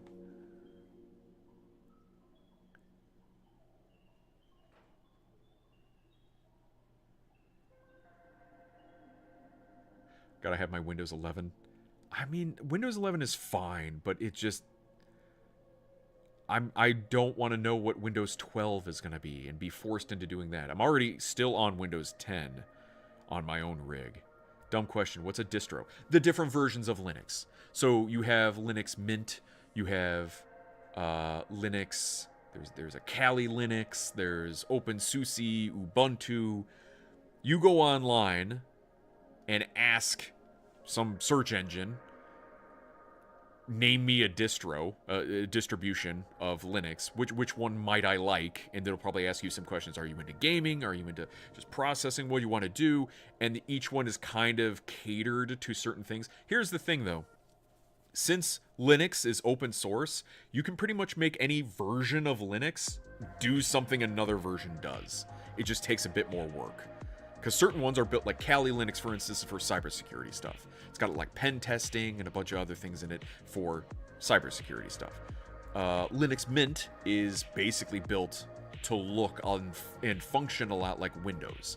You got the taskbar at the bottom, like a little start button in the corner, and the windows and the folders, like really trying to like guide you into Linux from a Windows environment. So there's plenty of flavor, and some people get stuck like me with like paralysis analysis where I don't know what to go with. Oh, you don't stack anymore? Oh, never mind. Ignore more. Too late. That's where you're wrong. We are all beta testers for Windows. Yeah, correct. That's who they're using to test it. Imagine if Steam starts working on their OS to have a prototype up and running within the next few years, so Microsoft monopoly will be broken. I could have sworn they already had a Steam OS kind of thing working. Ubuntu, Red Hat, SUSE, Arch, yep. And that's why they keep getting hit with all these bogus lawsuits, because they're a threat to the cabal, and the cabal knows it, right? Have to stop them. Hans Haas a dunce hat. He's not a dunce. It's a proper and legitimate question, because holy shit. I couldn't even tell you how many distros there are. I just know there's a lot. There is a lot of them. I prefer Windows 10, even though I'm used to Windows 11 for the past 8 months. I agree. I didn't find anything wrong with Windows 10. I was kidding. No dunce hat. I didn't find much of anything wrong. We were having, I remember when Windows 10 first launched, how quaint it was that we were complaining about certain security things and privacy issues that Windows 10 had, that they kept trying to harvest your data, but you could turn that off. But it would turn it on if it didn't update, so you had to keep watching. And then Windows 11 comes along, and it's like, yeah, you can't even log in unless we allow you to. You need an account. If you don't have a Windows account, you can't even log in, and you can't even blah, blah, blah, blah. You mentioned Windows 12. Please tell me that's a joke. Just in general or generic terms, Windows 10 was supposed to be the last operating system, allegedly. Wink, wink, nudge, nudge, from Microsoft. Windows 10 was going to be the last operating system, and we were just going to get updates from here on out. We're going to update the system, and that was it. So you'd be running Windows 10 point whatever 00695, you know, that type of thing. Well, they decided to throw that idea out the window because they could get more money if they just sold a whole new operating system. Hence why we got Windows 11. So my thought is, if they're going to do that, Windows 12 is coming. Windows 11 is already kind of proving itself to be a piece of crap, but Windows 12 is coming. So we can only imagine. Now, if it's going off of the classic methodology of Windows operating systems, where one is a dud and one is a champion, then we're due for a champion? I think? Because you had, if I can go back to XP, XP good, Vista bad, 7 good, 8 bad, 10 good, 11. So 12 should be a good. Money, please. Yeah. Don't make me like Windows 12. Yeah. Ah, fucking. It's not up to me. Whenever Windows updates, Allosaurus has never seen such bullshit before. Oh, jeez. It's a right mess. Is what it is. It's frustrating. But here we are.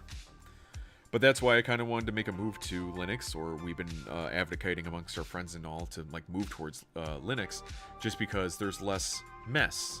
You don't have Windows updates ruining your crap all the time. Now, it's a bit more work, and that's kind of the problem, because I just like to do what I normally do. Come home for after work, sit on my computer, maybe play a game or something, boot up Stream, and be able to run and gun and do what I need to do. Not have to worry if everything's gonna fall apart around my ears if it's not working right.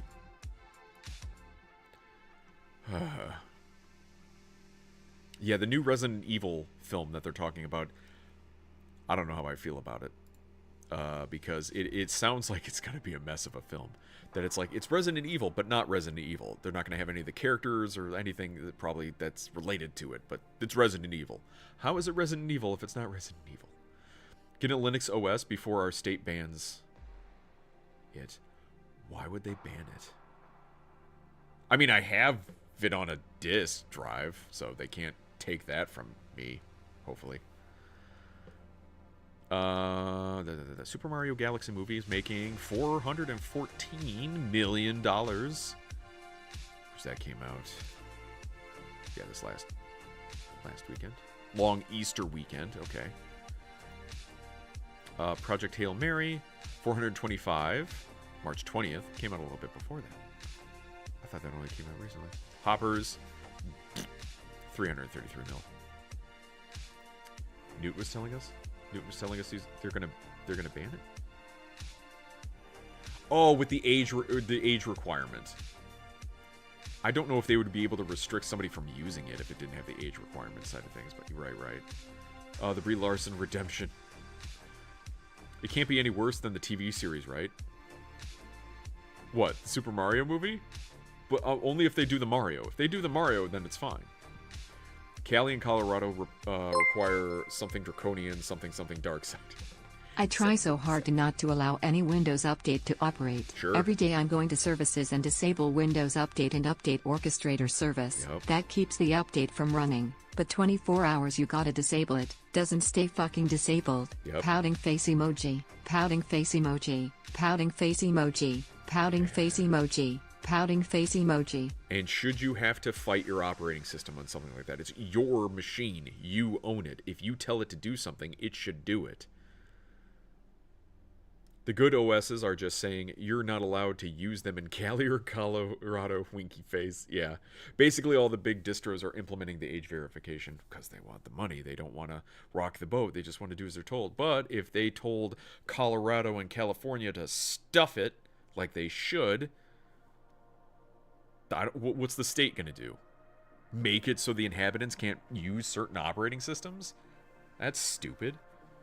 Because it's just the start of it, right? Because if you make it where an operating system has to have age verification in order to be used, which is fucking stupid, by the way, but if they do that, then that's just another hop skip before, well, the other states need to do it too. It's the same thing that they've always tried to do. When a state tries to restrict something for its users, for its I thought that was angry face emoji. Angry face emoji. There it is. Not pouting. Rolling on the floor laughing emoji. Pouting. Rolling on the floor laughing emoji. Me. Angry face is you saying an expletive, apparently. Or backdooring devices. Correct. There's all this crap. Red Star OS, I'm sure that wouldn't get flagged around. We know the age verification is a stepping stone for true identity logging. Correct. Because it's the same thing that Discord was doing when they were doing the age verification for that.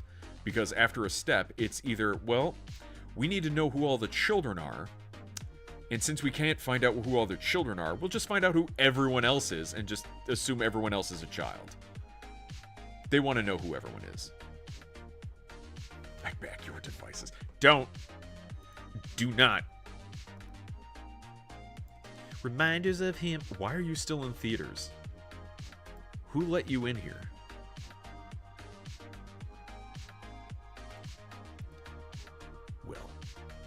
Well, you know, honestly, it's a good thing that I talked about. It's a good thing that I talked about books for so long and reading, because that ate up quite a bit of time so that we could get into the trailers and stuff. Because I'm trying to do better on Talking Tuesdays, where I can actually quit by 11:30 before midnight, so that way I can get to bed by midnight. And now that I want to read more, I want to make sure I'm in bed in time to like get a bit reading done before I have to lights out for the night. Wish there was a way to permanently disable Windows Update. I could have sworn there was, but it always turns into, but then Windows Update and does a thing and turns it back on so it can update it. Oh shit, what? Deep Rock Galactic Survival official scout class trailer? Wait, did it not? Did we not have that before? Oh, there's the Lego. Never gonna give you up.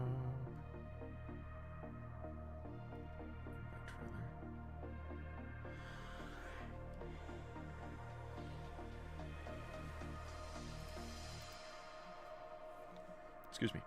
Okay.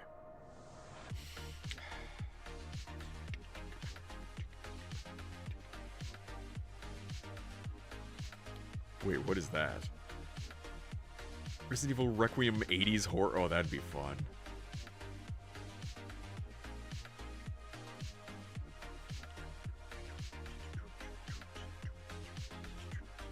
Okay. So let me go through the tabs here of what trailers and footage and nonsense we have here. Okay. There we go. What were you saying about the new RE movie? The new RE movie made by the guy who did Weapons, it's pretty much not Resident Evil. They pretty much said that they given him freedom to do whatever he wanted to make, but he's saying that they're not going to have like the classic characters. They're not even going to do anything Resident Evil with it. It's just the IP of Resident Evil, in which case, why are you doing this? Because people want, here's what the fans actually want. They want Jill. They want Claire. They want Leon. They want Chris. They want fucking Wesker. They want all the classic characters. Why aren't you giving them, and to look like the classic characters, why don't you give that to us? They feel like, oh, that we tried doing that and they didn't like it. You didn't do it right, dummy. So now they're just going to be like, well, we'll make it in the Resident Evil world. Well, then you need the Resident Evil characters. The easiest way I know to keep Windows Update from running is to keep the PC from being connected to the internet. That's good. I mean, that's possible, right? Just keep unplugging it. Watch all the RE80 stuff. Those are fun. Yeah. Guy wants to make 28 Days Later and slap the RE label on it. Yeah, that's not how that should be. Yeah, 80s horror for Resident Evil Requiem.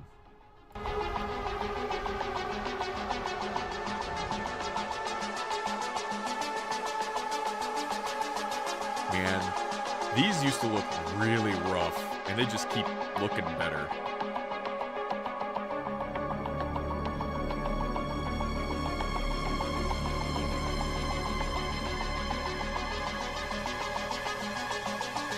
I'm sorry, the lights are out.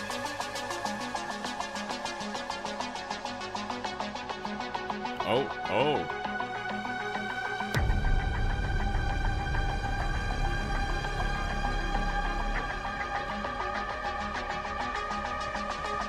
Chiseled jaw, man. Sherry Birkin.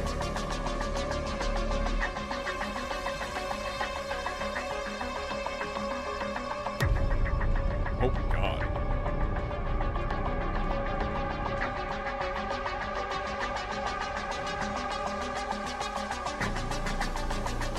That's supposed to be the girl.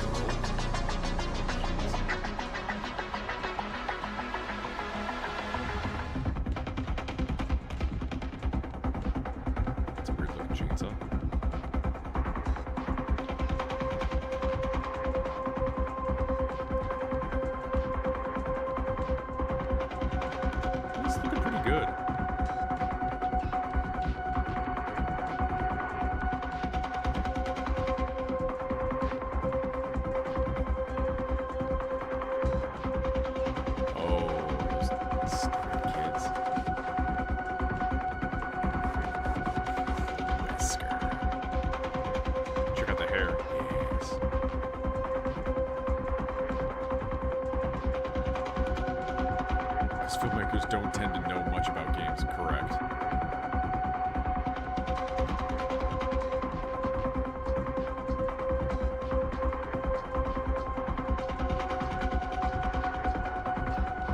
Stars. What does it do the whole game?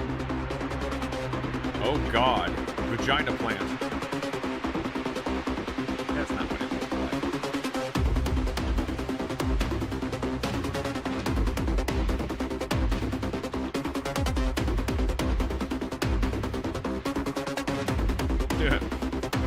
I'm hungry.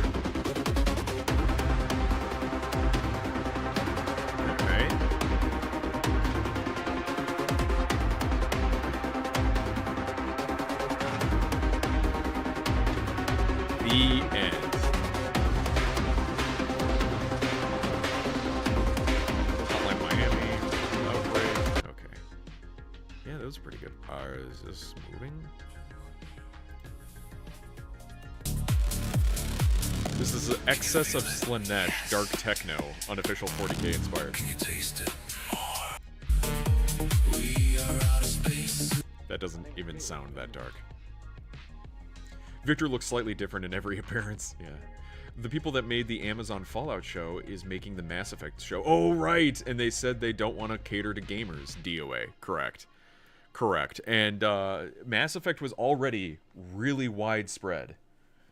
That was Mingo making a cameo. What? Because all the pink? The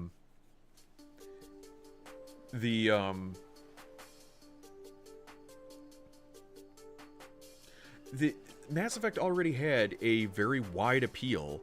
It sold very well. It had 3 very solid games and a bunch of people who were really into it. And yet to sit at it and look, well, we need more people to be into it. It already has its fan base. And that's why all these things keep dying. All these shows and IPs keep dying. Is because larger audience, more things. Yeah, guess what? The people that would have seen your stuff, you pissed off. So now you're getting no money. As opposed to chasing an audience that doesn't exist. So dumb. Looking for a place to rent. Salem. How about that house on the hill?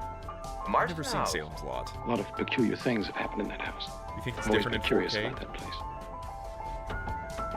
How Who come did you came here?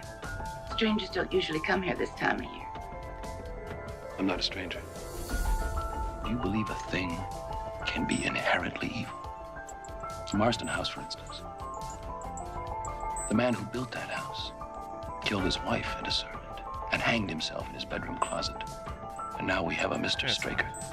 He came here, and the young boys in the area started to Vegemite wanted to disappear. repopulate shouldn't the have species. gone Why to did the they kidnap, woods. duplicate, It's a and force her to shortcut. have babies Wait, with the clones? Danny, Oh my wait! God. Guess they're not as evil as they say. Maybe they just didn't know about duplicate? Where's Ralph? Where's your brother? I think that my coming here has acted as a kind of catalyst, awakening evil in this town. Let us pray. Lord God, through your mercy, may those who have lived in faith find eternal peace. Bless this grave and send your angel to watch over it. What do you remember, Mike? Somebody out there. I let him in. Open the window, Mark. He commands it. There's a kind of plague in this town. People are dying. Don't you understand what's happening? It's in the Marston House. It's got to be rooted out. It's got to be destroyed. Oh, so it's just vampires. Stop, holy man! You can do nothing against the master. The master wants you. Barlow must have wandered this planet for centuries looking for new places to victimize. Huh. I didn't know Salem's Lot dealt with vampires. I thought it was spookables. So there you go. Sucker! Attention I thought this scouts. game was already As out. the standard issue employee, you begin without any fancy gimmicks. Eat lead! Only a perfectly serviceable red beard. Just breathtaking, isn't it? Fortunately, you are given a short leg up, mobility. You're expected to explore aggressively, That's all you got, you slippery shit! control swarm density, Eat that! and deliver precision fire where it matters most. Join DRG, they said! See the world, they said! Obliterate in 4 directions, become the center of a spiral of death. Think you can kill me? Watch your bullets ricochet swarms into extinction. Well, think again! Speed is survival. Accuracy is profit. Hesitation is a liability. Now get to it. We'll rock and go!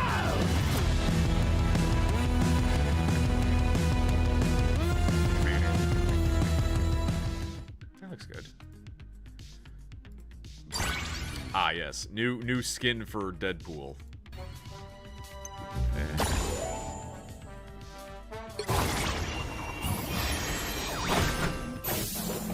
Rocket Step. Which record coming out of early access? I'm not sure.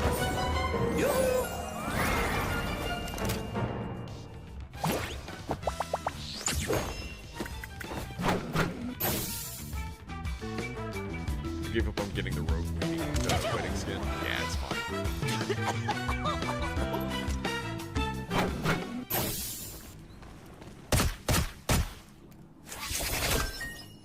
Thank goodness this book has pictures.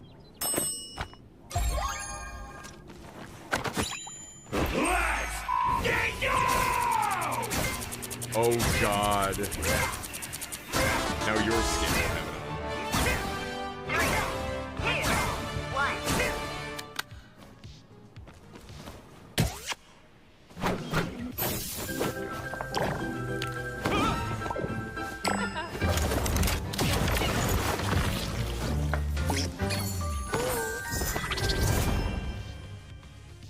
April Fool, right? Right? April 10th to May 8th. Yeah, they're supposed to give a Jeff the Land Shark is in a maid costume too. Oh boy. Marvel Television's Daredevil Born Again Season 2 official trailer, which is odd. This came out yesterday. The official trailer came out yesterday, even though the show has been out for a while. She-Hulk rivals. I'll have Best we can do is Deadpool in a dress. But I'm taking a Greyhound on the Hudson River line. Comes down to reality. It's fine with me, 'cause I've let it slide. I'm in a New York state of mind. Yes, Bullseye. Yes, we know Bullseye. Yes. Such a massive downgrade from Netflix. Yeah, that's what I've been hearing. My dad and I stopped watching season 1. It was horrible. This is season 2. Yeah. We'll see how long it goes on for. They're going to try to milk it.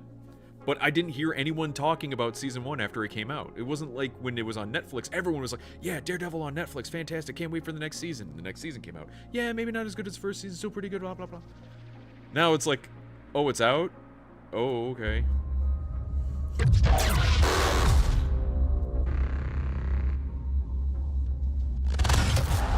Too much, like, present-day political drivel in it. Or other characters that aren't Daredevil in it. That I don't care about. They showed up at my house with my daughter there. You hurt? I'm pissed. You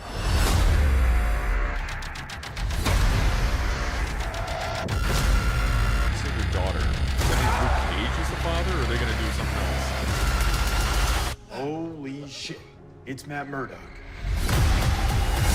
Wow, spoilers. But it's gonna be a bloodbath. Then this should be tons of fun. Daredevil Born Again Season 2, now streaming. And don't miss The Punisher special presentation, coming May 12th. Yeah. Only on Disney+. There's supposed to be some special, like, Punisher movie or something, which may be pretty good. Who knows? They can stick the landing of making it rated R. I would try watching the Daredevil Born Again, but I assume there's too much other shit I should watch, would have to watch first. I don't think so. I think it kind of takes place after the Netflix series. But you're right, as these shows even keep going on, you're kind of having to watch more and more. She has a daughter now. She has not aged. No, she is now aged or not aged? No, it won't. The real villains will be cops in Disney's Punisher. Yeah, of course. Fighting against that instead of fighting against the actual villains who are doing awful things to people in the streets. As many have tried to point out, you have the one side of people believing that Punisher is there to even punish police. Like, he hates the police officers because they're fascists and doing awful things, when a majority of the time Frank Castle in the comics has been respectful to police officers because he used to be a cop. He understands the people trying to right wrongs and try to clean up the streets. Sure, he's bad to dirty cops, but not every single cop is a dirty cop, and he's not waging a war against the police officers as a whole. He just knows he has a service to do, and that service is punishment, working outside the law, doing what they can't. Of course, everyone just keeps discussing, what that may mean, what that may be. New He-Man trailer came out a couple days back. Take the sword. A little precursor to the trailer. This is where they show Orko.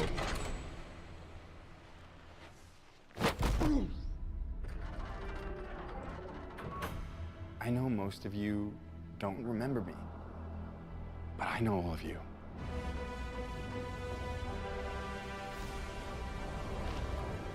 Starfield came out with a DLC and nobody's talking about it. Jeez. Even though I was stuck light years away on Earth, I never stopped trying to get back home. Everything changed since you left. It's all gone. Skeletor took my family. I should have been here. When you fall, that's your chance to stand tall.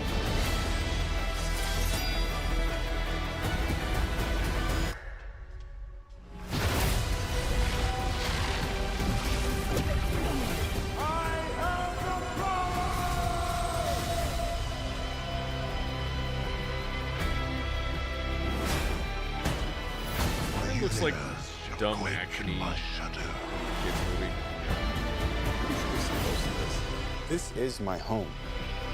I'm gonna fight for it. But I can't do it without you. Somebody wants to brawl. I need every man, woman, or whatever that is.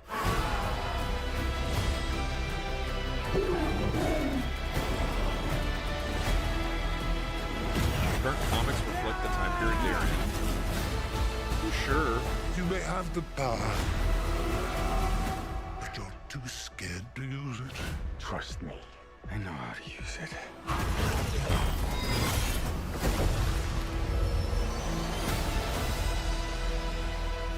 But they said there's no more DLC after the last one. Tell everyone that you're from another planet. It just makes you sound a little very crazy. But to your point about aren't comics that reflect the time period they are in, correct, but they also were written in a way that was more clever, that had like a lot of subtext to things, that weren't blatantly like a one-to-one, almost a one-to-one experience where you can just be like, oh, that's exactly what this is. And there are many other stories to tell for Daredevil that don't consist of that exact thing, of present day-isms. This trailer is 13 seconds long. Just a crocodile? No, that's it? Fuck you. Alright, get out of here. Stupid. And this is for a glimpse inside the creation of The One Piece, which is a remastering of One Piece.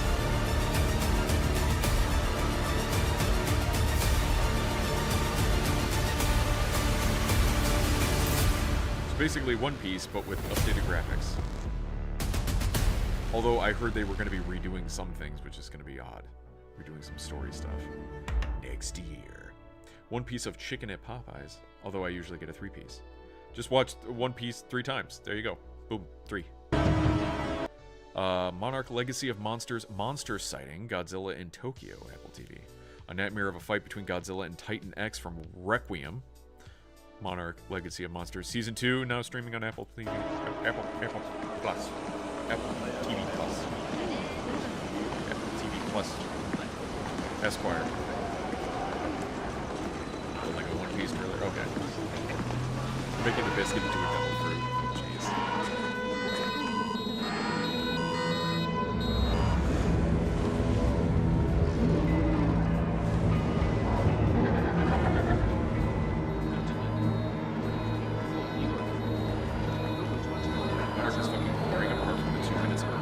Is it really? That's all. よかった。心配かけて。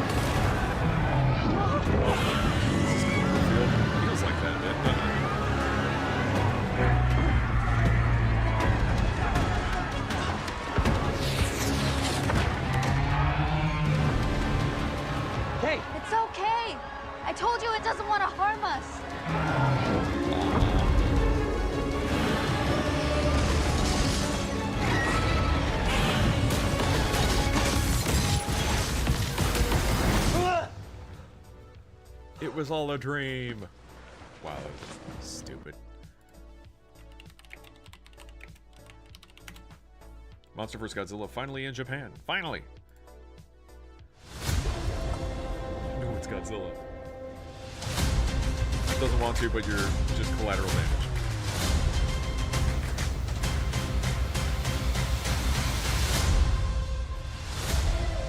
Our story about the Straw Hat Pirates begins. Slapping the Netflix logo on all this crap. We're finally here. The bravest man in the East Blue and true builder of this adventure join the crew and change the course of everyone's life. Luffy? What? No, me, Usopp. Quote, bravest man in East Blue saves Syrup Village. He doesn't have a pointy nose. Never doubted myself for a second. Sorry for the destruction. Oh, because it's a show, that's why. Fuck off. We need a Lego show One Piece. That's stupid. One-liners. Angela, we just... Where's everyone going? Bingo? Say the line. Say the line, Grace. This is a good one. This is so Leon. This is like dad humor at its finest. Where's everyone going? Bingo? I haven't done Grace's voice in 2 years. What's so funny is that That's a lie. Netflix When has was the massive last time chunks we of the shot? One Piece Probably anime like not 6 months available. ago. The 6 entire months. Wano That was arc the isn't first even in time. there. Dang, she still got it. We live in a world now where you can't even watch an entirety of a show because it's been, like, chopped to hell. That's so stupid. Did it sound like her? I hope so. Yeah, definitely. This is great. I think modders will love this. Maybe you did. I'm sure you boys didn't just tag along so we could sing Kumbaya together at some Boy Scout bonfire. Then again, maybe you did. Wow, it's so crazy hearing you. Comes off. It's kind of, your right hand comes off. It's kind of.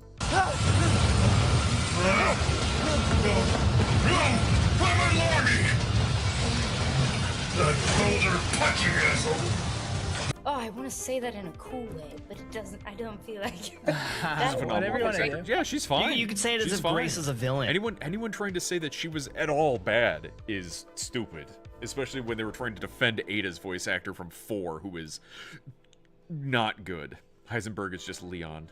Ethan Winters. So what I do when I'm learning an accent is I'll just watch some, like I'll watch interviews over and over and over and over and over and over again.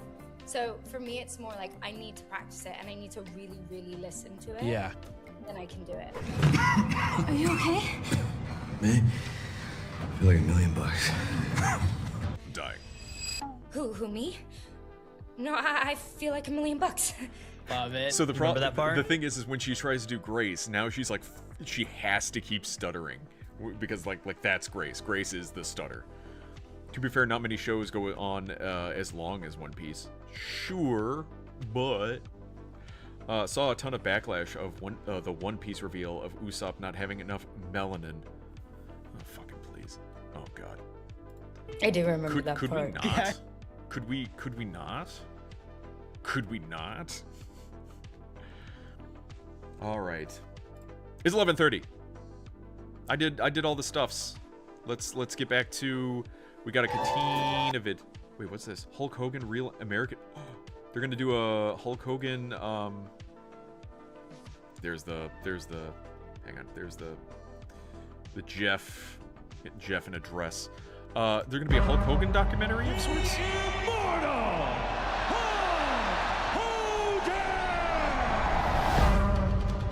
In wrestling, you should be remembered from all the wars you've been and everything you've done. Some people hate me, but after I'm gone, I think people don't know the truth. Who was this guy really? Oh, that's the hardest part, standing up. I really was here for a reason more than just wrestling. The fans liked believing Hulk was Superman. Is it art? Is it fakery? What is it? It's cocaine. Oh, there she goes. Possibly steroids. Life was so clear. Where did that life go? Remember his The daughter mistakes. was like in shown music. through. Most of us I think haven't of heard Hulk anything Hogan as about the her. king of the ring. I guess she got married and But was there just a kinda, sinister side to his success? What Hogan preaches Went is to do. apparently not what he practices. I was running pretty hard partying. Maybe I was drunk, maybe I was high. I don't know what to tell you. It's kind of like a recipe for disaster. There are millions of kids that have believed in me and what I stand for. You're a liar. The character was so strong. Terry got lost along the trip. Hulk Hogan has torn down everything that he once built. Really want me to tell the truth? Okay. You know, I know where all the bodies are buried. We literally didn't speak to each other anymore. But I realized I still love him. One night they love you, one night they don't. I mean, there's Hulk and there's everybody else. Terry Boyd was just a human being. But when I went in that ring, brother, I was Hulk Hogan. The character helps people. That's all I know. I can't predict what the final act of the story is going to be. But the legend of Hulk Hogan Goofy will live you forever. have too much melanin. Yeah. No, only more melanin, never less. What do you mean it's only had one season? Well, the second season is the anime, right? I think you're being a cheeky fucker. Have you seen Hogan's sex tape? No. Shut up.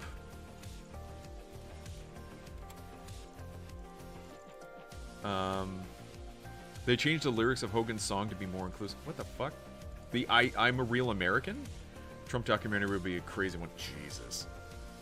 That's gonna be a wild one. Alright. Katina video, wrapping things up for today so that way I can get out of here before midnight. Katina eating the $100 Big Joe Team Pizza Challenge featuring Randy Santel. Pairing up with my favorite pizza partner Randy Santel to take on the Big Joe Pizza Challenge at Old Shawnee Pizza in Lenexa, Kansas. Teams of two have just 1 hour to finish a 29-inch one-topping pizza in order to earn their $100 massive pizza for free, a groovy $100 gift card, and a spot up on the Wall of Fame. Randy and I decided to have a little extra fun, and each got specialty pizzas loaded with even more goodies than required. Pizza better be sleeveless. $100 pizza Gibbs.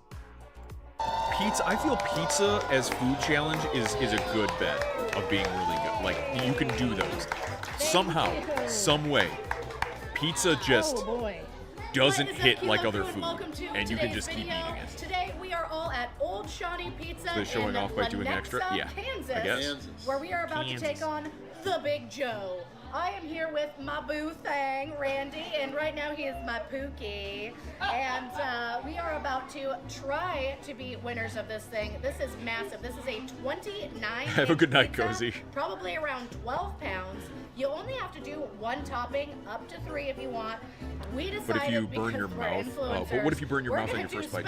Some people they wait, you know, they don't start eating it until it cools down, and they don't start the clock until you take your first bite, so you can kind of plan it out a bit. My diabetic coworker says pizza hits different, always messes up the insulin calculation for diabetics. Really? Is it because of all of the dough that does it? So what if you had a pizza like that that had a different, like the cauliflower dough or gluten-free dough, something different with the dough? Maybe that would change chicken, it. hence my shirt. And I also have more chicken on this quarter, which is their chicken parm Pizza make me feel Bianca. good. I think Bianca feel really it good. does not mean white. I have no idea where the Bianca comes from, but it is going to be yummy. Pizza I always associate with a good time. I wanted to try that. You know, you're at school and somebody has a pizza, not just school pizza, but like good pizza shows up, you're gonna have a good time. That is not required. Maybe That is that's because why this is like a people are so upset when, crust, you know, companies so try it's to gonna do a be pizza little party crunchy to try on to the please people, outside. because it's But like you're you're gonna ruining the have good time 1 hour food. to finish all of Pizza this. should be a good If time we are food, successful, we get not our a cheap ass $100 food. pizza meal for free and a Lots of groovy carbs, but then the $100 cheese gift blunts the certificate to insulin come spike. back here and Interesting. use later. But Cheese anyways, and are dope you combo. ready, my dear? I think so, yes. All right, there ain't nothing to it but to do it. I'm gonna pull my hair back. Let's get this challenge started. Eventually. You ready? Yeah. All right. 1, 2, 3. Boom! All right. Let's start with Tuscany chicken. Oh, that's Not a thin dough. We're gonna start right off the bat with how amazing this crust What's that bowl was. next It to him? was I wasn't nice paying and attention to crunchy, the like I dipping sauce. said, really thin, that guy but a monster? sturdy enough Look to at his hold all forearms. those toppings. You don't get any Arms of are my fine. What are you talking about? Oh, 99, I'm tired. Thanks for the great night, Uncle Cheesy and company. Thank you so much, Black Hat, for all of the gifted subs. Thank you so much. I hope you have a really good night. We'll see you later. We're going to be playing more Resident So if you Evil don't for the know, rest of the Randy week. actually lived in the Kansas City area for several years back in the day. Look at his So form. Yes. Old Shawnee Pizza Bye, is you. actually one of his mom's and his favorite pizza places.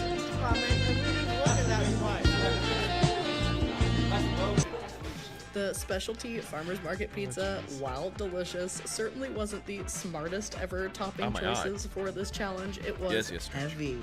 I feel so healthy, full of veggies. Makes you healthy, right? Yeah, her farmer's side, I keep wanting to say farmers only, but I know it's farmer's market. She actually, her pizza looks thicker than mine, so. I was mostly drawn to this pizza because of the artichoke hearts and the feta cheese crumbled all over the top. Those are two of my favorite pizza toppings. This would go so well with a beer, but I do not have room. We were actually filming this challenge on like the saloon half of this restaurant, which was really groovy looking. Like honestly, the vibes were impeccable, but yeah, certainly not enough room for a pint of beer with this pizza. If you're silly enough to try this challenge, just get one topping. Huh. This was not the brightest idea, but it's delicious. Yeah, we both admitted that we got a little cocky with this one. You really do only need to get one topping on this, and both of us getting specialty pizzas, like I said, wasn't the brightest. What do you think of it so far? It's only been like Lots of eating to 11 do in minutes. so little time, but with those amazing 1 hour, full-mouthed and words it's of more wisdom, than half I'm going to done, it leave you looks. guys to enjoy the rest of this video. Thank you all so much for watching, and I'll of course catch you guys in the Jesus, next that was one. a fast one. I was hoping to have a piece of hers, but she is killing it.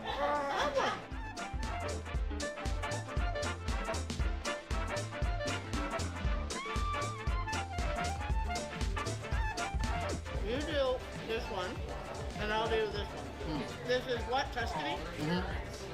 Jeez. Trade these.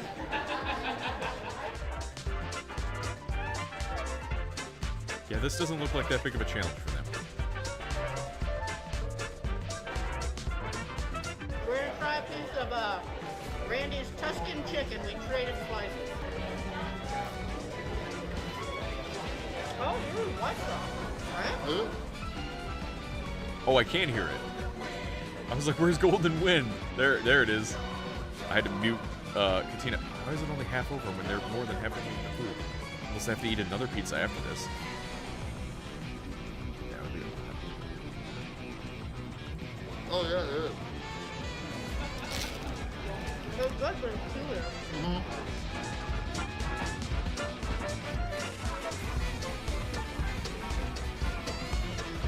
Sounds picking up good there. Yeah.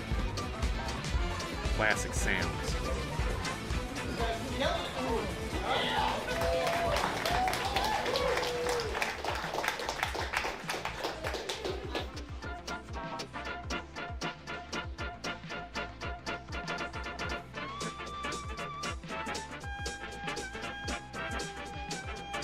I'm done with my Tuscany chicken, which is great.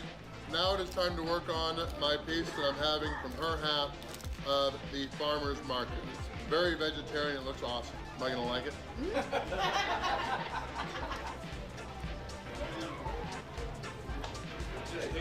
Oh, It tasted better 20 minutes ago.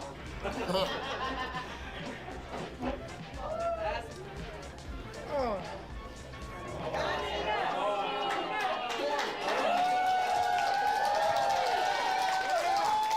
I looked away and the pizza disappeared. This was a fast one. Somehow, when it was like I cursored over and it still had like half the... Look, there's like still so much video left. And they're almost done.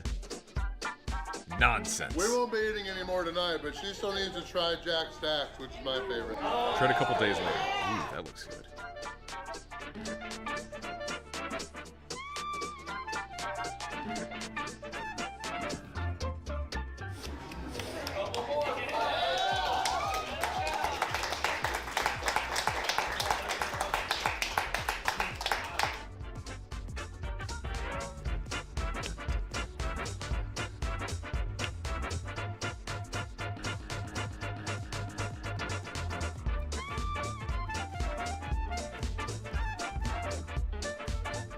Best Final Farmers Market.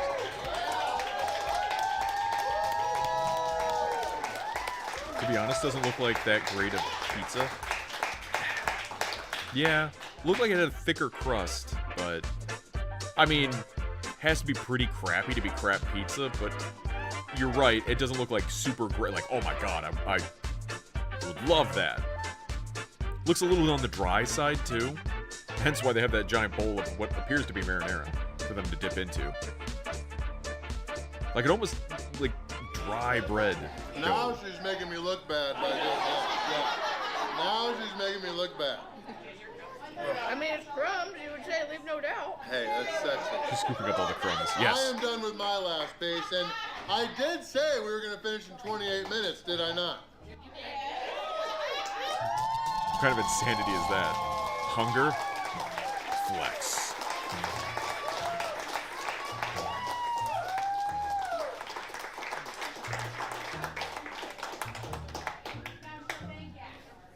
Wow, you're messy. I talked crap on her hero, her original hero, Beard Meats Food, and now she's being mean to me. Ugh. Good? Yeah, homie. I know where they go.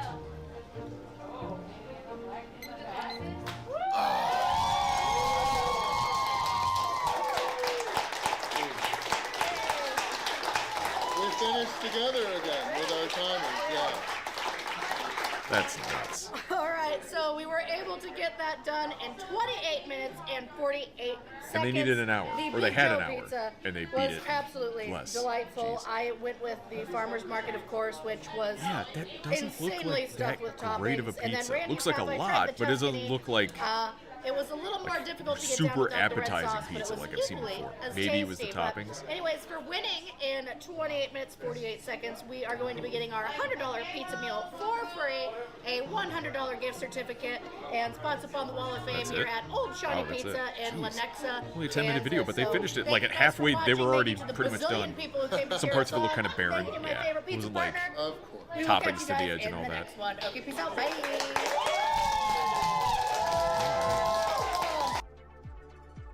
Okie dokie. Wait, what? Oh, Beard Meats Food. Beard Meats Food. Alright. That's gonna do it for me for tonight. I gotta head out. It's getting close to midnight. I got to go to beds. Oh, fuck. Alright. Let's see who's up and about. Boop and a boot. I think Green's gonna be up playing more Brute Force, if I remember correctly.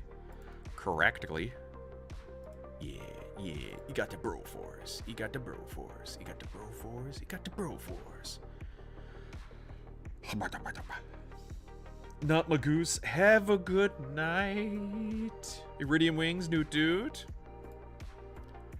Gonna go over to the greenest of leaders, playing Bro Force. It's a fun game to watch. But that'll do it for me for tonight. Special shout-outs to those of you on the Twitch side and the YouTube side for hanging out and chatting. I greatly appreciate you guys hanging out on this Talking Tuesday. Listening to me yammer on about books and reading and stuff like that. Shout-outs to Black Hat Destroyer for the cheers and the bits. To also all the gifted subs. Thank you to all the gifted subs from Black Hat Destroyer. Who else? A couple other subs. Tune to Key for the sub. Thank you.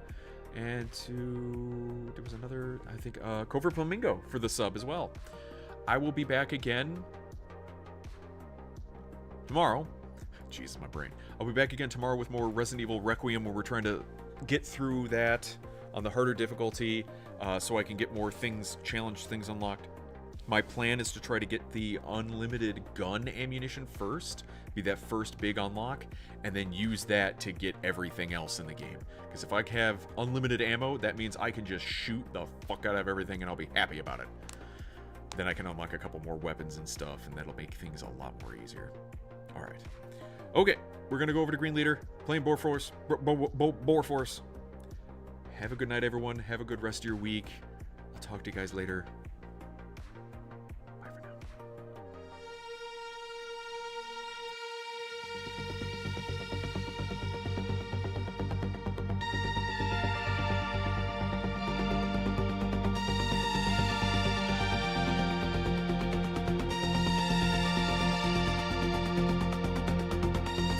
quiet grind to the late night glow. Built it step by step, let the whole world know. Mind sharp like lightning, calm like stone. Walks his own path, never walks alone. Got vision in his eyes, got plans in play. Turns maybe someday into watch me today. Every move steady, every word clean. Power in the silence, if you know what I mean. When the odds stack high, when the road gets thin, that's when the fire starts burning within. Vegas, hear the name ring louder. Earn every step, never follow the crowd. From the spark to the strength, to the will to ascend. This is how legends rise. Vegas, yeah, feel that flame. Built on skill, not chasing fame. Standing tall till the very end. Respect on the name. Vegas.